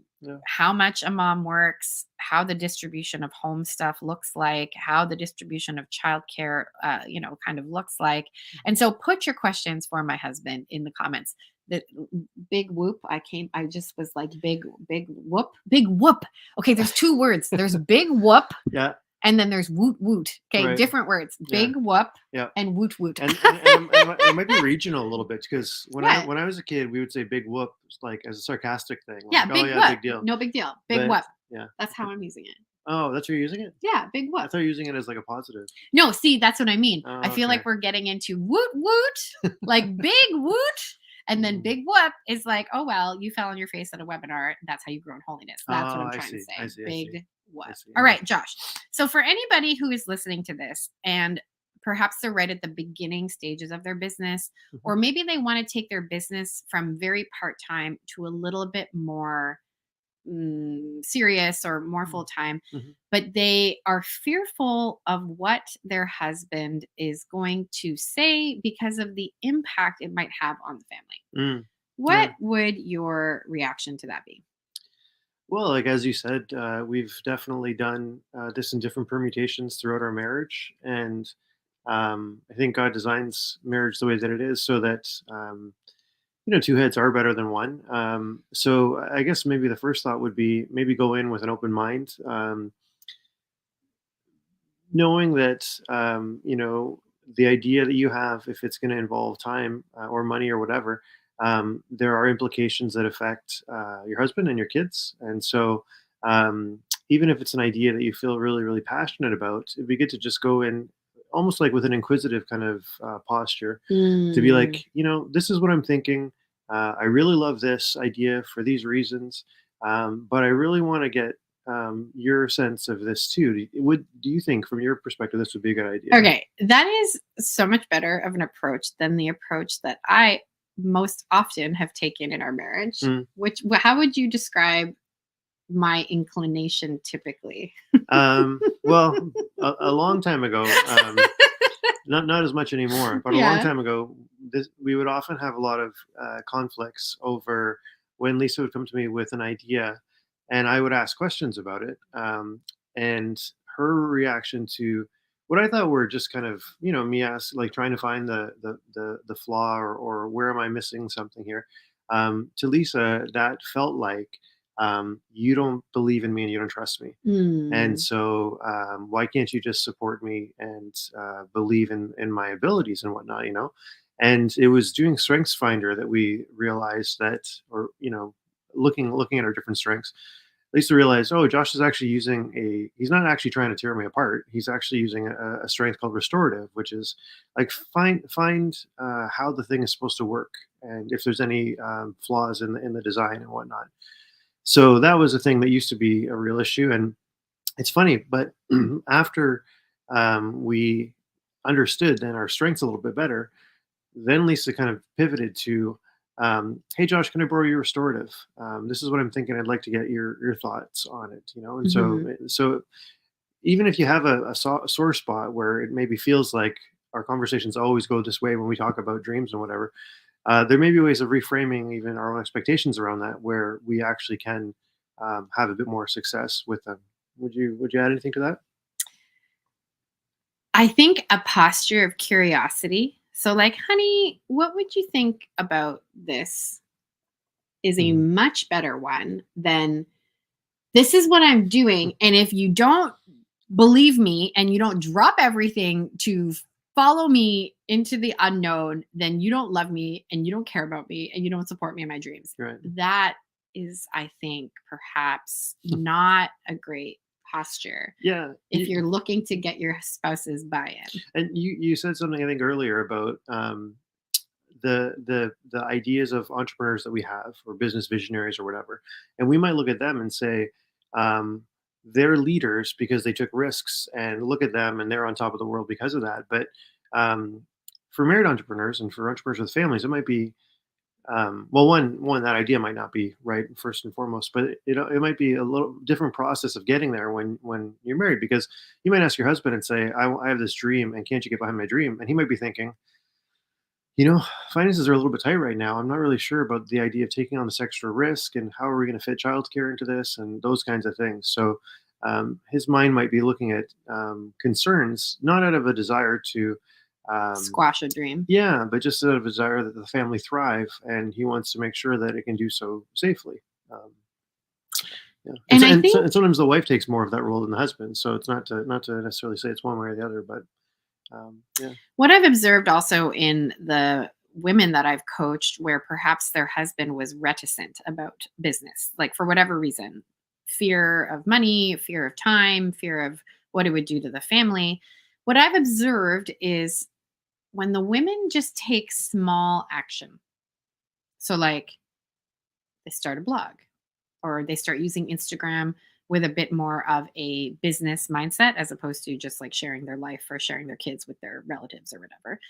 Can you remember times in our life where you like maybe weren't that bought into what I was doing? Oh yeah. Big time. Big time. That Easily. was very quick. Well, easily, because it's, we came into the college and Facebook was a brand new thing, and the idea of people making money on YouTube was like a random, like YouTube just seemed to be a place where people did their video diaries or whatever. So like the idea of an online business was obscure for me for a while. Mm. I think it became clear for you over time too, right? Like, Mhm. you know, yeah, like I think it's more normal to think about purchasing a service or knowledge or coaching or all that online. Whereas back then it was like, no, stores sell physical products and that's it. And if you have an online store, it sells physical products and you mail it. Like you realize now there's a lot more ways to build businesses that didn't exist before. We learned about affiliate marketing. We learned about product sponsoring things. A lot of things. But when I hadn't heard of any of those things, and it's weird, it would be weird to think, oh yeah, definitely build an online business. That'll be a good investment of time, right? So clarity comes with sometimes a little bit of bullets before cannonballs, or a little bit of education. One thing that was really helpful is you and I doing conferences together on some of these topics. Yeah, Because that was a big game changer. yeah, that made me kind of really understand, and then even apply the same kind of my strategy to say, well, at least you could actually maybe add this, or incorporate this into I can business. tell you all the things not to do. Like, just to that point, don't keep it all to yourself. Like, I remember there was a time when perhaps we weren't so on the same page. I would say you've always been an incredible cheerleader. It's always just been like, how? It's never been like, no, don't do this. It's just like, I can't picture how with this many children. Like, how would you travel? How would you speak? Whatever. But here's what not to do. What not to do is just like keep all of your little dreams to yourself and like squash them, thinking my husband doesn't support me. That's not going to get you anywhere. Also, don't go and pursue them in secret and then resent your husband for anything. Like, just don't do that either. What I think is better is exactly what you articulated. Can you share the vision? Are there ways that you can cast vision for your spouse? And going to a conference together, I remember exactly what happened. Actually, you went on so we sometimes went to conferences together. That was a big game changer. But one time I sent my husband for me in my place. And that changed everything right for us. Yeah. Anyway, but that's a whole other conversation. Yeah. That's how Josh got really bought in to online business when he attended a conference where he heard story after story after story of people being successful in their online businesses. I want to talk about temperaments. We have a question here from Beth. What are Josh's 2 top temperaments? Would anyone like to guess? Mine are sanguine, choleric, which if you're not familiar with the temperaments, it's basically a party. I love a party. And then I am, oh my gosh, as controlling as all controlling, like just it's my way or the highway. Josh is. Well, it was kind of funny story. As Lisa had my temperaments wrong for like years, and she thought what was the one you thought I was? I thought you were primarily phlegmatic. Right. And let's see people's guesses. Oh no guesses. Oh, temperament. I always assumed I was a melancholic in the dominant, and I can't remember what the second one is. It might be melancholic choleric. But oh yeah, look, everybody's guessing. Exactly. Yeah. So Josh is melancholic, and I'm pretty sure phlegmatic. Yeah, like I've seen it different on different tests, but definitely on both of them, it was melancholic was like the big one. Which means he loves things being perfect. Very different than my loving them all my way. Very, very, very frustrating. And so you can imagine for a melancholic, the thought of going into something where you can fail is very, very, very scary. Anyway, that's a whole other like thing. It's a whole other lesson inside of the business buffet. I do a whole thing on temperaments in there. But just back to how to get a spouse to buy in, my best recommendation is how can you share little bits of the business? So what I was asking before was there a time when you were like, I can't picture how this is going to work, but I did small things and I shared those small things with you? Yep. Can you remember anything really specific? I remember investments where you would say, oh, I'm going to go for coaching. It'll be like a full Saturday and it's going to cost blank. And I was like, whoa, that's a lot of money. wow, what are we going to get out of that? And it's funny, some of those, it was investments are a little bit tough at the start because it doesn't seem to immediately translate. But I can look back on some of those and I'm like, yeah, that was really important. That changed the direction of your approach in important ways, which led to building the business faster, which there's a value in that.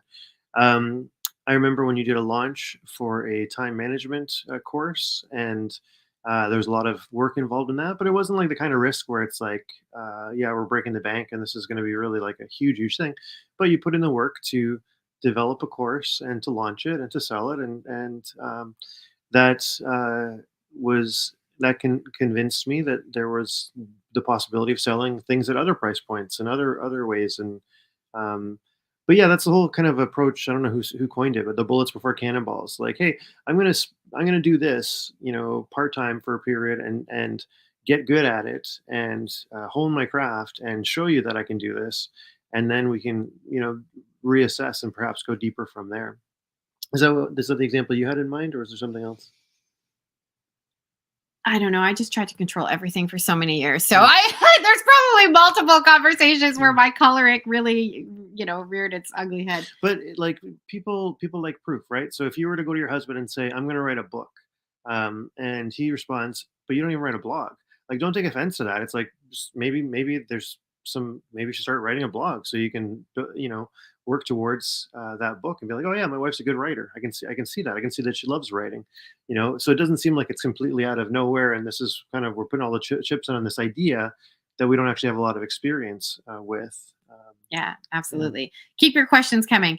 I recall there was a woman I was coaching recently who expressed this exact concern. Her husband was not really on board with her and her business. And then all of a sudden it changed. And I was like, what changed? And she said that she went out and offered her service for free.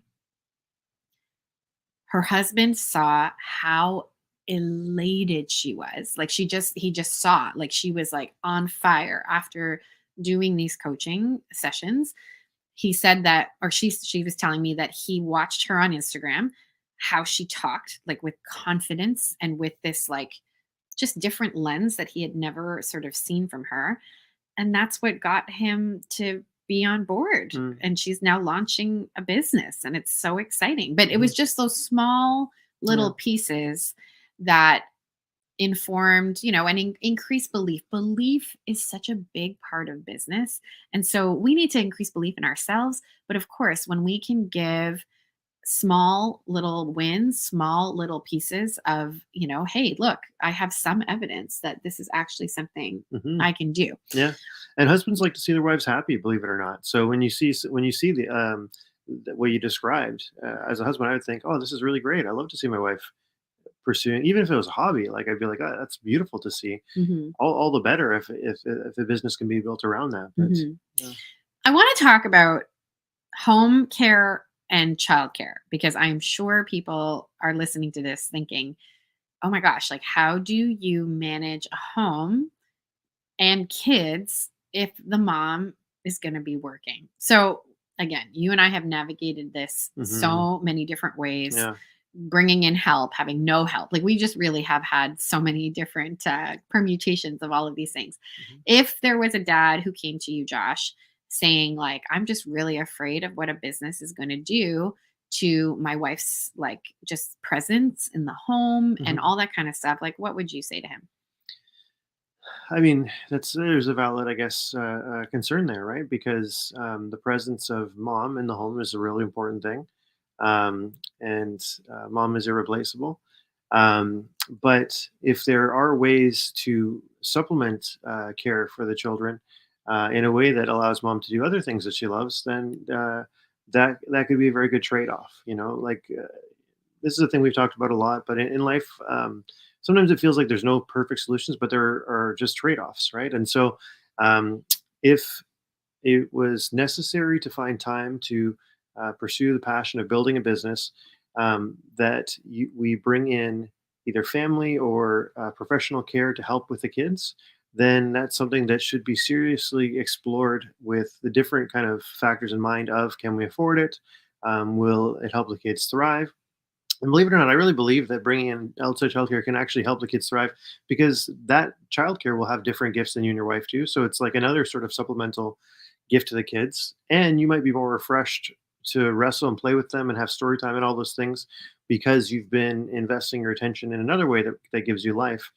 Um, but it might be another one of those situations where it's like, let's try this a certain number of hours a week and see how it goes, and see if we should go up from there. I think that's the thing. It's like, just try. Like there's no, you don't sign a contract unless you sign an actual contract. But, typically if you're just getting started in entrepreneurship, nobody is going to hold you to how many hours you work. You can try, and you can be like, oh, that was no fun. You can increase, you can decrease. One of the things that I think is just so amazing is when you can have care in the home. And again, this is not possible for everyone, but I just take a great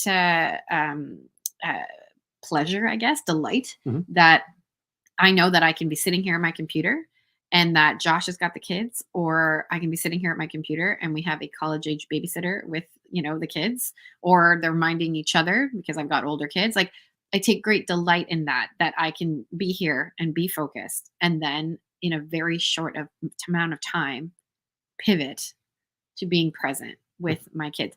So I think that's the thing I really want to speak hope into, is that you're not locked in. Like, you can pivot and change anytime. Yep.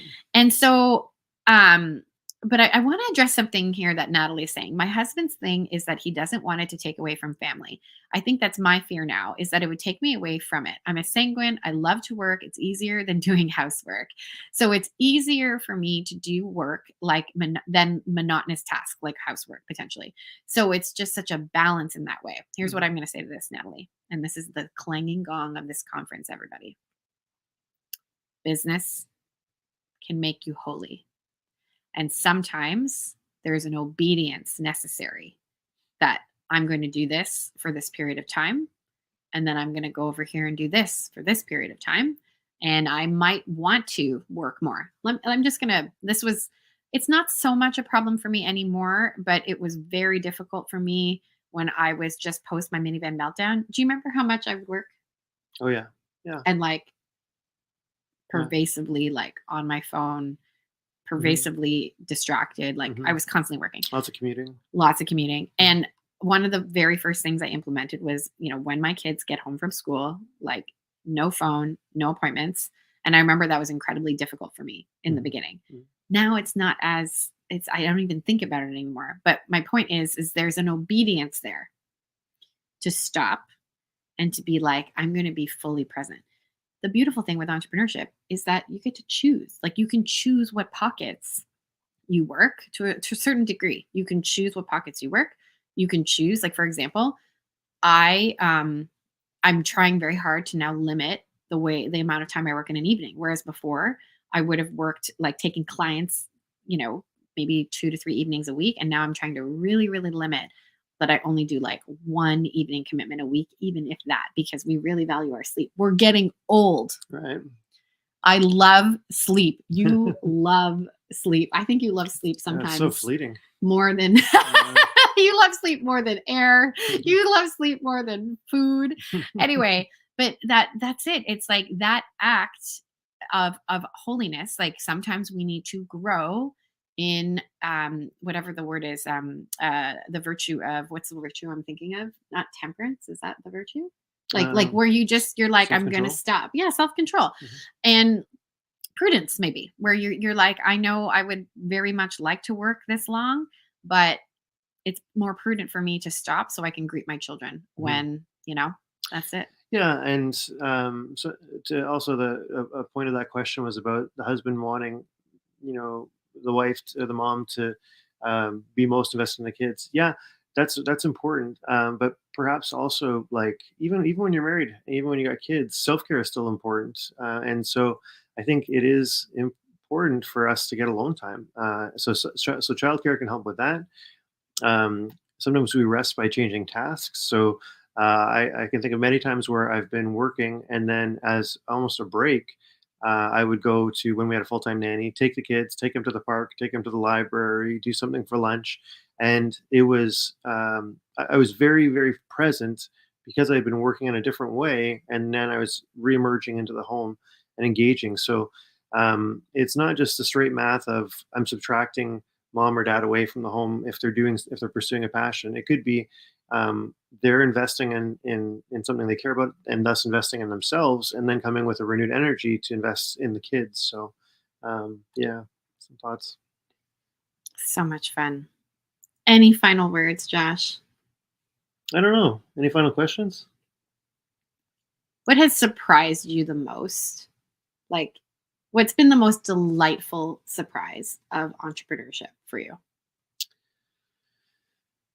It's, I guess, delightful surprise. It's nice that it can open up something other than the 9 to 5, that creates freedom for your family,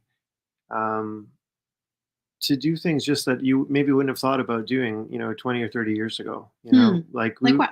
Like we would be very restricted, for example, when we take vacations in the past. It's like maybe I have my 3 weeks and I take it at this part of the year, and that's when we do it. With entrepreneurial life and working, making money online, it's like we could do a vacation almost anytime. And because you can still take pockets of work while we're doing this. Now you have to also, of course, self-control, be able to turn that off for periods and whatnot. But you're able to just ask broader questions about, well, what would be possible and what would be good and what would be fun. Yeah, I guess another thing is it's interesting that your dreams can evolve over time. Like, a lot of your work in the beginning was, had one particular focus, and then you uncover through pursuit of that focus a clearer passion somewhere else, or maybe, in just maybe it's in the same field, but in a deeper way, in a particular way. And I think that's really cool. Following passion where it leads, and maybe the Lord reveals more and more of it over time. And I guess the last thing, and I guess I'm kind of rambling a little bit, but you're great. Is that entrepreneurs get to fill gaps that are there in the world. And in the traditional workforce, yeah, that exists. A business gets big and a bunch of people are doing this, but you're kind of doing what your boss tells you. Whereas entrepreneurs get to be creative in finding real things that need answers and proposing answers. And I think that's a beautiful thing that makes the world better. So it's cool to watch. It's cool to watch your work. There are, but I do want to be very sincere. Are you ready? Uh-oh. There are a lot of challenges in entrepreneurship. like just to hear me loud and clear. I know I'm casting a lot of vision and a lot of hope, but how many times have you seen me cry because of like XYZ? Today, you mean? Oh my gosh.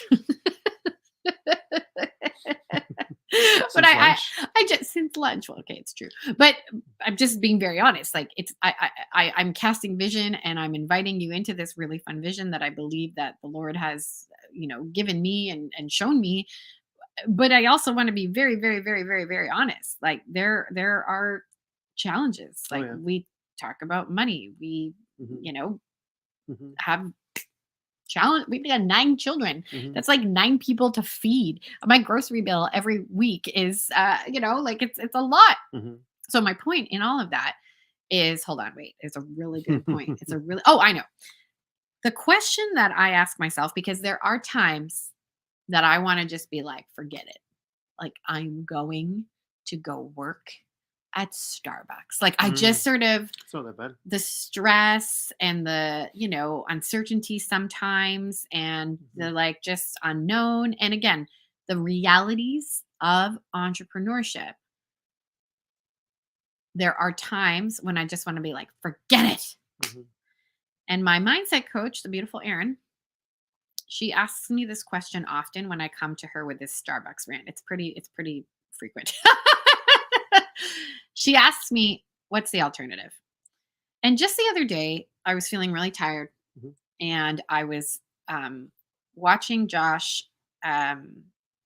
He was with our toddler, Colleen, who's 2, and then I was feeding the baby, who is a baby, 7 months old. I was feeding him like bananas. And I just was like, oh my gosh, like I'm just so tired. Like maybe my house would be cleaner if I wasn't like doing this stuff. And maybe this, maybe that. We like laundry wouldn't be so piled up, like whatever. I'm like, just like in my mind, like going on and on, listing all these reasons why it's not worth it to do what I'm doing.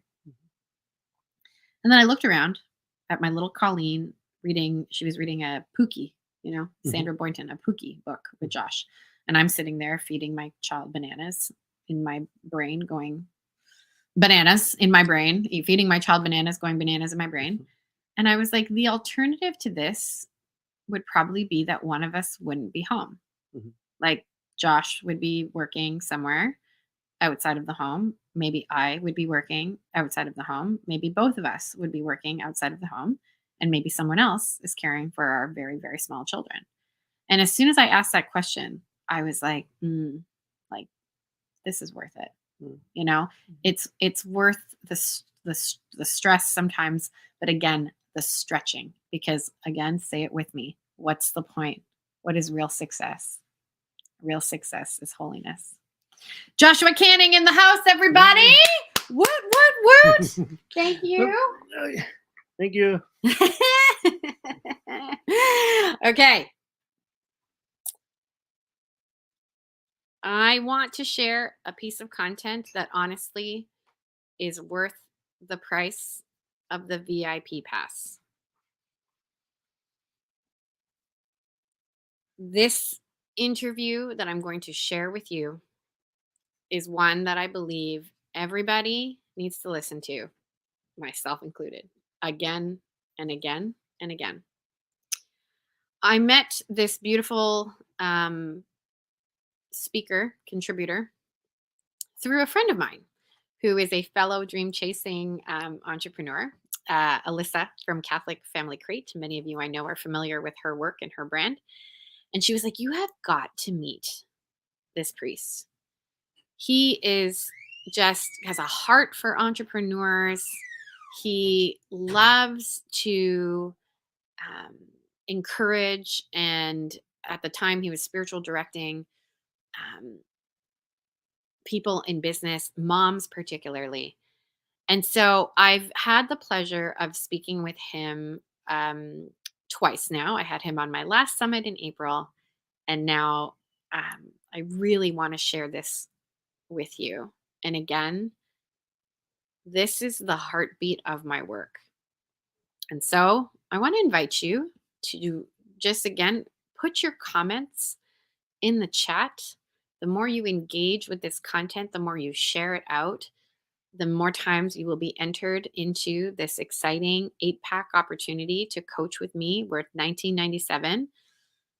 But truly, the reason why I want you to share it is I want as many people as the Lord wants to hear this message of hope and possibility. So sit back, relax. I'm going to come back on at the end of this beautiful piece of content to unpack it just a little bit.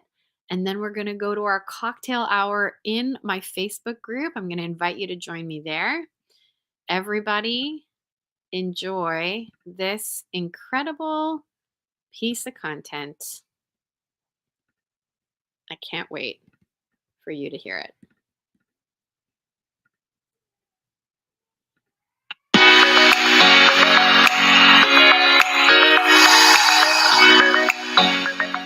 Welcome back to the Possibility Mom Business Summit. I am joined by my new friend, Father Nathan. Father Nathan, how are you? Doing great. Glad to be back with everybody. I'm so happy that you are here. On my last summit in April of 2022, your interview was one of the most watched interviews, as well as very specifically mentioned in the feedback form. So I'm just so excited that you're here. For anyone who might not know about you and your work, can you introduce yourself, please? Sure. My name is Father Nathan. I run the St. John Institute, and we work with leadership. The idea being that if every saint is called to be a leader, because God's grace transforms our souls for action in this world. So to say, in other words, if I follow Christ, I will lead the world. And so I create programs, retreats, seminars that people can then access that terrific power of Christ and in the context of their leadership. So their motherhood, their business, whatever it might be, we want to make sure that you exert yourself as an instrument of Christ and transform the world. And that's what we do. What, you are a spiritual director to several of my friends. It's actually really interesting. I keep hearing more people. Well, not anymore. I don't do a spiritual direction anymore. Okay. All right. Well, I out of the woodworks, people were like, "Oh yeah, I worked with Father Nathan before." Like it. So you have come into my life via many different people, and so I say this because I'm curious what you would say in your observation with all these different kinds of people that you work with. What gets in the way most of people transforming the world and living out what they have been called to do by God? What's like, I realize this is a big question, but what is one observation you have that gets in the way of doing that work? Well, especially let's speak about it from terms of mothers, right? The thing that trips up mothers more than anything else is perfectionism. We don't want to do it unless we do it right. And behind that, there's also a fear of not being loved for who you are. And so what we want to do is do exactly to God what we do with our kids. All the fires out, God, the fires are out. My job is to make sure your life goes well, kids. My job, God, is to make sure that you're okay. I'm going to take care. I'm going to mother God. That's basically what moms do. It's incredible. But that can really get in the way of things because God's like, well, hang on a second. What about love? And well, love looks like motherhood. Well, yes, but then again, no, right? There's a deeper mystery to our lives, which is the unconditional love of God for us, which then is the source of our gift of ourselves back to him. The fact is, though, when we receive that love deep down and then we give ourselves back to him, it's going to be messy. It's going to be very messy because we are full of knots and sinfulness and brokenness and things that we can't seem to get over. And a lot of mothers especially want to hide all that behind service. I will make sure your shirt is washed and I'll make sure your dishes are done and I'll make sure. And we just roll ourselves there because that's where we shine. And so what looks like a wonderful thing to begin with, which is I want to just do everything right and check off all my boxes, actually can be hiding a deeper encounter with Christ that needs to happen. It can be keeping you from it. This is why our Lord, I think, corrects Martha. Saint Martha, Martha, Martha, you are worried and anxious about many things. One thing is necessary, Martha, and you need to do both, but you mustn't forget the one thing. And what's that? To let me love you as you are, and then to love me back as imperfectly as you are. So perfectionism is actually a really nuanced spiritual point, and I call everyone's attention because love looks imperfect basically most of the time. I would say all the time, but like it's never going to be the dream that you think it's going to be between you and Christ. You need to just give him love as you can. Love perfects the lover by loving. Right? So the whole thing is like, so if God's calling you to have these kids, and he's calling you to have the husband that you have, and he's calling you to start the business that you start, you shouldn't expect it to be done perfectly. If you do, you won't do it. But when you do it imperfectly, here's what happens, Lisa. You suddenly encounter Jesus, who's there as the only reason you're doing it. And your love for him as the only thing that's making that happen. And then you don't care what people think about you. You don't care about what the result is in the end. You're doing this for him. That becomes holiness and the source of many, many virtues in you. But you got to accept that if it's worth doing, it's worth doing imperfectly. This is ministering to me today. It's this morning, just a time of recording. I had kids today, like, we laid out all the shoes the night before. Somehow, magically, in the span of 8 hours, shoes are gone. Same thing with uniforms. I had all my kids put your uniform at the foot of the bed. Somehow, in the span of 8 hours, I don't even know how that's possible. They went to bed and then they're gone magically. And I used to make this mean a lot about me. Like when it didn't go well in the morning, I used to make this mean tremendous things about me. You're unorganized. Oh, if you didn't work, maybe then you would be more organized, and then your children would get off to school. If I was a minute late for school, oh my gosh, like now your entire day is. And I think this is a very common thing in entrepreneurs, like where we're high achievers. I don't think people go into entrepreneurship to fail, right? Like it's just not, it's like that's not the goal. We're going in to help people and win in some way. And so that just very much ministered to me. Well, a mom who also tries to be an entrepreneur, it's like redoing everything. Once you get something down, you're reopening the whole wound again. All right. Because just like you can't really succeed in motherhood unless you accept the mess, you can't. You can't succeed in marriage unless you accept the mess. And it's something I've seen time and time again that women in general, I think, struggle with more than men, is this sense of it really should all be this way. And I need it to be all this way. And behind there, like I'm pointing out, there's something that Christ is inviting you to have a love affair with him in that very spot that you want to demonstrate where you don't need him. That's where, and so why would he be calling you to do all these things? Maybe it's precisely to fail and to get used to the failure in a sense, right? To fail with respect to your perfectionism, not to fail with respect to what you're doing. But when you really think about it, what does success look like for you anyway? I like to challenge it, to define it for yourself. So if your success is that we're at school every time, on time, with kids dressed that are praying the rosary in the car, like you're not, that's really actually not success, because even if you had that, you wouldn't necessarily be successful. The real success is holiness. And holiness looks like a relationship with your God of absolute dependence on him and the joy of heaven. In heaven, there's not going to be car rides to school. Okay. There's not going to be rooms to decorate. There's not. What's going to be in heaven? You, right? And I just find that sometimes the perfectionism allows our moms to hide behind other things that fill them up instead of that real poverty of heart, which says, God, I need you and you're everything to me. And if you can win that, I think that might be why God calls you into that humble act of service. It's what St. Peter says, a woman will be saved by childbirth. And there's many weird readings of that and that can put women down, but that's obviously not what St. Peter meant. Anything that put women down. He meant, I think, really that there's a purification of that heart that happens through the messiness of the life. And so, in your business as well, don't expect it to all work out, especially if you're an entrepreneur. Expect to love the journey. The journey is the gift. That's what Mother Teresa used to say over and over again. The journey is the gift. And so it's not like we need to have all this done or else we're all going to die. I understand that pressure is there, but you will really succeed when in and through that thread, you develop a trust for God, a trust, a reliance on him.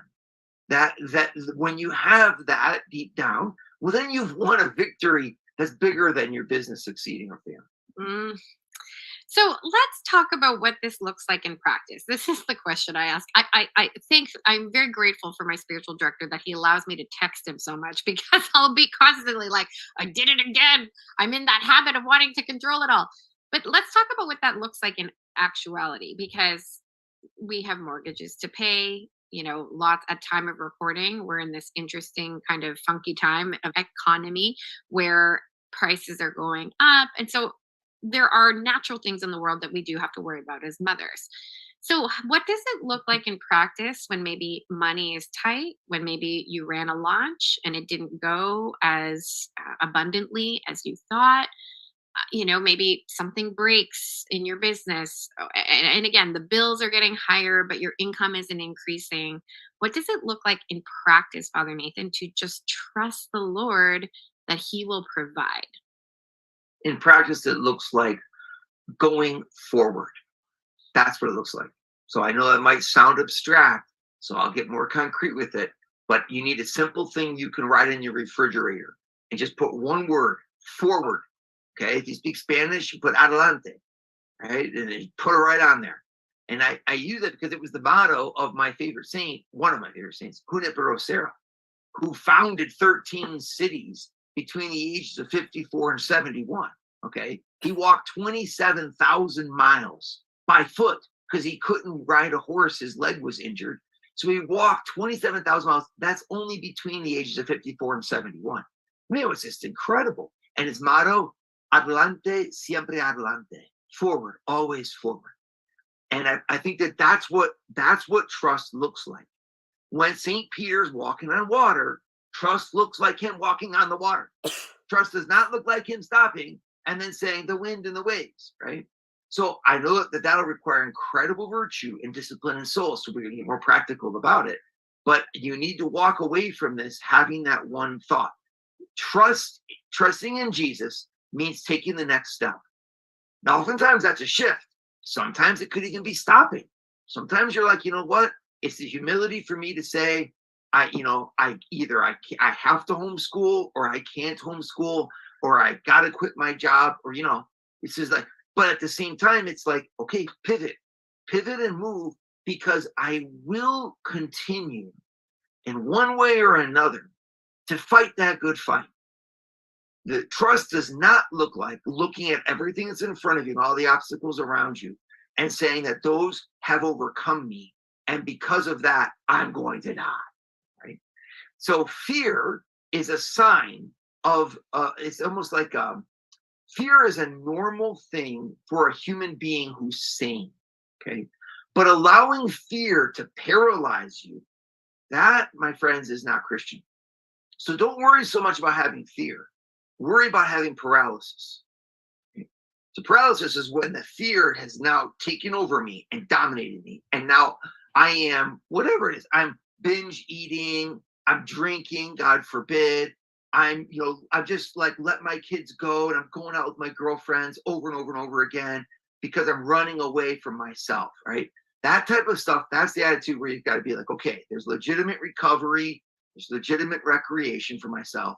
But in the end, am I moving forward here in the mission Christ has given me, which is my motherhood, my marriage first, my children second, and then everything else we got to do third. And when you do it that way, what's neat, Lisa, is that, as you know, as an entrepreneur, heck, so much of entrepreneurial business, guys, is being able to change. It's called product to market fit. Okay, as you're doing business. Product to market fit is, what is my market looking for? And to do that, I've got to be ready to drop things, to change things, to modulate things, to constantly find this is what I have to offer that my people actually need. And the better that fit is, the more success. Well, you don't start off with product to market fit. I mean, you can do studies, you can listen, if you actually get in there and try, then you're going to find I need to modulate change. A conference is going to work real well. Individual meetings are going to work better. No, that was this. Now a new things. Everyone's afraid. There's COVID. And so just get used to the change. The number one thing that's going to make you successful as an entrepreneur is your willingness to pivot, to change, to modulate. It's very similar to being a mom. You wake up, you have no idea what's going to happen today. That's why I think moms make great entrepreneurs. If they can get over themselves, forcing everything into what they think ought to be the way. So ladies, no one is judging you. No one is judging you, okay? It's just so like, if no one's judging you, except Christ, of course, and he's a pretty nice judge to have. No one's judging you about Christ. Well, then, like, let's get creative. Heck, if the market's throwing this at us, if our bills are this way, well, what can we do? We can do all kinds of things. If I release my inner self, my inner imagination, my creativity, the Holy Spirit pushing me, you'll find a way. The Holy Spirit's not going to let you starve on the street. You're going to find a way. But along the way, you're going to become humble. And that we don't want that. We don't want that. So that's what's going to cause you to crash. And we don't want crashes. If you get behind your husbands with that same voice, you guys will be an indomitable team. Could you just imagine what an awesome man in the leadership he would exhibit if he knew that his wife was his number one fan? Well, I mean, like, and you're like, well, but I'm worried. Okay, you can be worried. Like I said, forward. What can we do? then let's do what we can do. And every time we shift, we move, and you find your way, promised by God. So there's a whole bunch in there. But what does it look like concretely? It means being willing to adapt and change without judgment. That's trust. That's trust. And man, I just say to all of you, you all need it. And you all wish your husbands was doing that for you, blah, blah, blah. Do it for your husbands first. And then you watch them do it for you. But if you can do that together, you guys, the rest is fun. It becomes, let's figure out things. God got, if you look in the Bible, he changes things all the time. He's constantly, Moses is 80 years old when God asks him to lead the Israelites out of Egypt. I don't do the math, it says it. 40 years, he kills the guy. 40 years, he's in Midian. He dies at 120. And that's after getting all the way there and God changed his plan. God's asking us all the time to stretch and change. You imagine Moses was like, well, I feel like I'm a terrible shepherd because my sheep all starved when I went down to talk to Pharaoh, It's like, dude, there's a bigger vision going on here. There's a bigger vision in each one of your lives that God's going to work. You got to be in tune with that. We are not telling God to follow us into business, okay? We are following God into business. That means he's the boss and he's got this in his hand. So let's relax a little bit and try to serve him like the handmaids that you are. Creative, energetic, loving, dedicated, faithful, and positive. There's something that I've been really thinking about lately because I imagine there are people listening to this who are like, I do not want to go to that place of intimacy, like with our Lord. Like, no, thank you. That is way too scary. I don't want to meet him there, etc., etc. The last couple years for me has been this real development in this intimacy and in stripping away some of this perfectionism. It's very vulnerable. Even as I'm talking about it, I'm just like, this is a lot. But one thing that I've been really pondering, and I'm really curious, I'm sure I know you'll have something very interesting to say about it, is our role in salvation history. So like this timeline that like I'm a dot on it, and so are you, and so are like all the other women listening to our interview. And that for me has been the most helpful, I don't know, like visual, I guess, like just that this is not just this isolated, like I want God to follow me into my business. Like when you said that, I was like, I feel so heard or seen, like, because that's how I contend. That's my habitual inclination is, come on, God, I'm dragging you with me. Follow my lead when I know it should really be not that way. In fact, the opposite. And so the most helpful thing for me has been thinking about how I'm really not alone. Like this is not just like me forging a path, but I'm actually like part of something very big, like a very long runway, so to speak. And that there are people who have gone ahead of me and that there are people behind me and that it's significant, my little place. So when you hear salvation history, and forgive me if I'm not using it correctly or whatever, but I'm just curious, is that something that could be helpful to a controlling entrepreneur? What you bring up is something that's very central. It's a great question because I bet everyone watching has this question, especially because they're accomplished women. You guys have gotten your degrees. You guys could run a business. You could do so much, and yet you're choosing to be a mom at the same time. And so, and then that's a whole thing where you're developing and growing.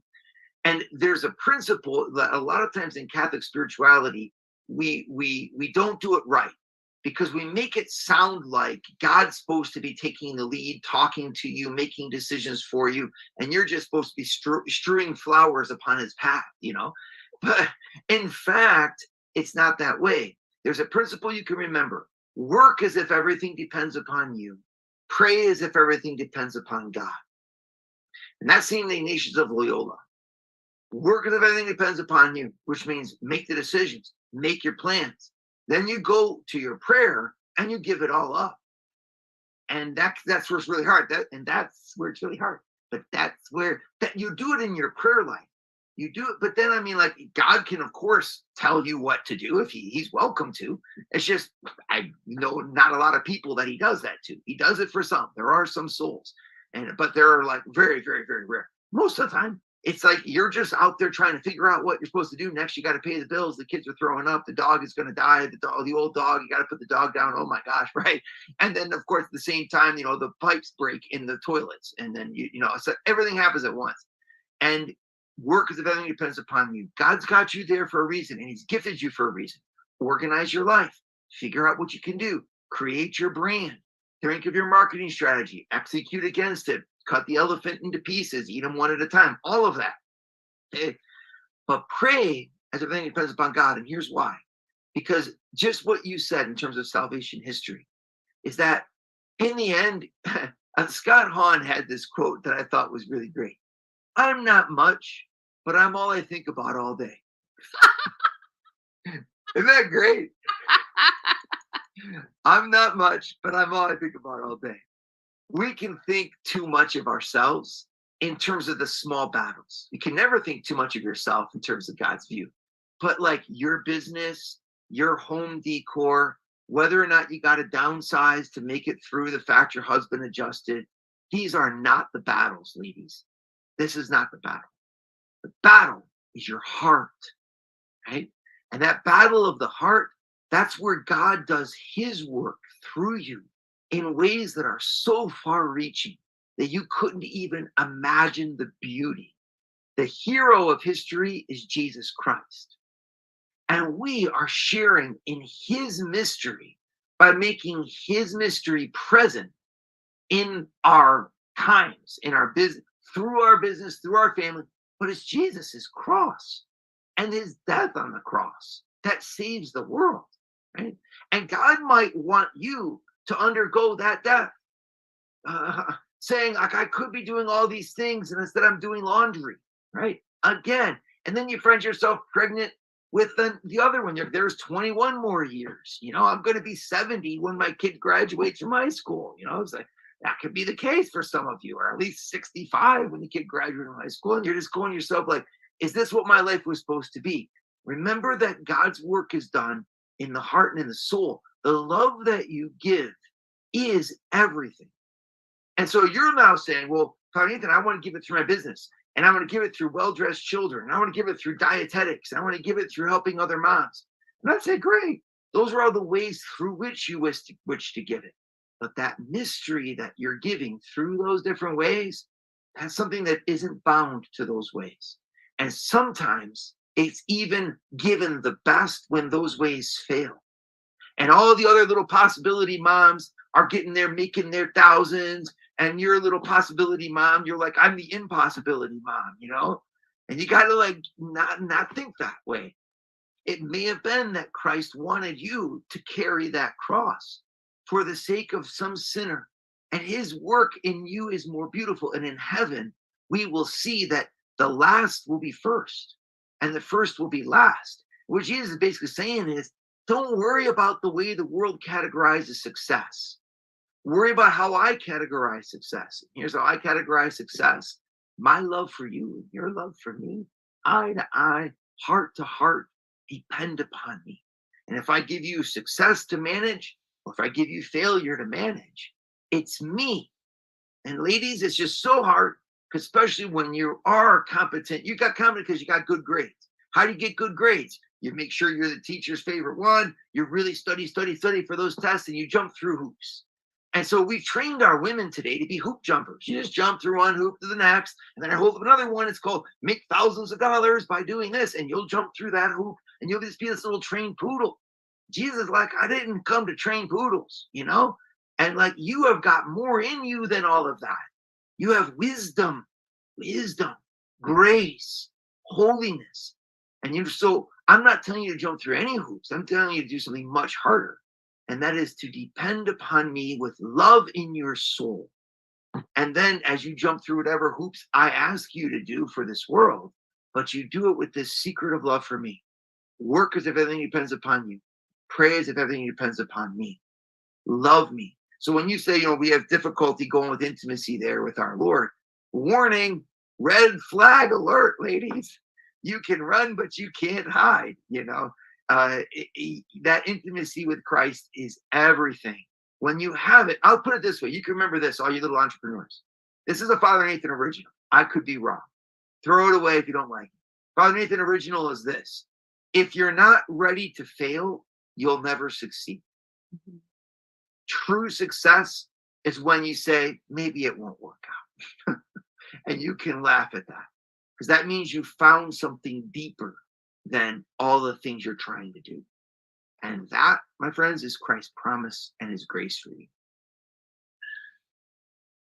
Oh boy, I hope everybody listens to this again and again and again. Father Nathan, where can people go to learn more about you and your work? stjohninstitute.org. That's SAINT, johninstitute.org. And up there, you can also, if you want to skip that, we are launching a blog. It's not all ready yet. It's still very messy, but you can watch us in a couple months. It's going to emerge. It's called daregreatthings.org. Easy to remember, daregreatthings.org. And I'd love to have you there and sign up for our newsletter and be a part of our world. And if anyone, I want to invite, if you've resonated with what we've talked about today, I want to invite you to support the work that Father Nathan is doing. And there is a button below where you can financially support his work as well. Father Nathan, it is always a joy. Thank you so, so much. God bless you and all your people. You guys, like, come on. How many truth bombs were in that interview? There were too many. I want to invite you. You can donate to Father Nathan's organization at St. John Institute. Forgive me. Is that the actual link? The actual link is inside of your portal with all of the interviews. He's doing such great work. And I just was so ministered to in that interview. The real success in business is holiness. And holiness is utter, unequivocal dependence on Jesus Christ. This is what I wish I had been told when I was a young entrepreneur, hustling so hard, trying to prove my worth, trying to get everything perfect, trying to get every funnel perfectly, lined up, timed, and all the things. What I just wish someone had told me that I think would have saved me so much unnecessary suffering is, Lisa, the point is not making $1 million. The point is not how many email subscribers you have or how many opt-ins are in for your email list. That's the same thing. You know what I mean? It's not the point. The point is the person you become, which is holy. We are coming back together to do this all again tomorrow, everybody. And I am going to be here at 9 o'clock. Tomorrow, we're going to talk about 6 components to a thriving business. I'm going to coach live tomorrow. You're going to watch me coach live some amazing women who are building businesses. So you're going to observe what it's like to be coached live. We're going to be joined by the famous Father Damien, my spiritual director of almost 10 years. And we're going to be praising the Lord together in song tomorrow. I know, Natalie, of course you're crying, because that was a lot of truth in that interview. I want to invite everybody to pop on over to the Possibility Mom Success Circle on on Facebook, the Possibility Mom Success Circle. I'm going to go host a really casual chit chat in there. We can go and unpack this further and talk a little bit more intimately. This is the work that I believe the Lord has called me into. And this is the work that really we are all called into. We are all called to become holy. And for some of us, business is the way that we're going to get there. everybody. Get access to 60 interviews and more at thepossibilitymomconference.com. If you have any trouble accessing anything at all, just email my team, info@lisacanning.ca. You can get the VIP pass, which will extend your access to all of these interviews beyond the free weekend and unlock some incredible bonuses. And a reminder, share this video. Share this summit. Tag me on Instagram. Comment on these videos. And we're going to old school put everyone's names in a hat. And somebody is going to win an 8-pack of coaching with me worth $19.97. Come on over and join me in the Possibility Mom Success Circle, where we'll spend a little bit of time together. All right, friends. We'll see you tomorrow or over there in the Facebook group.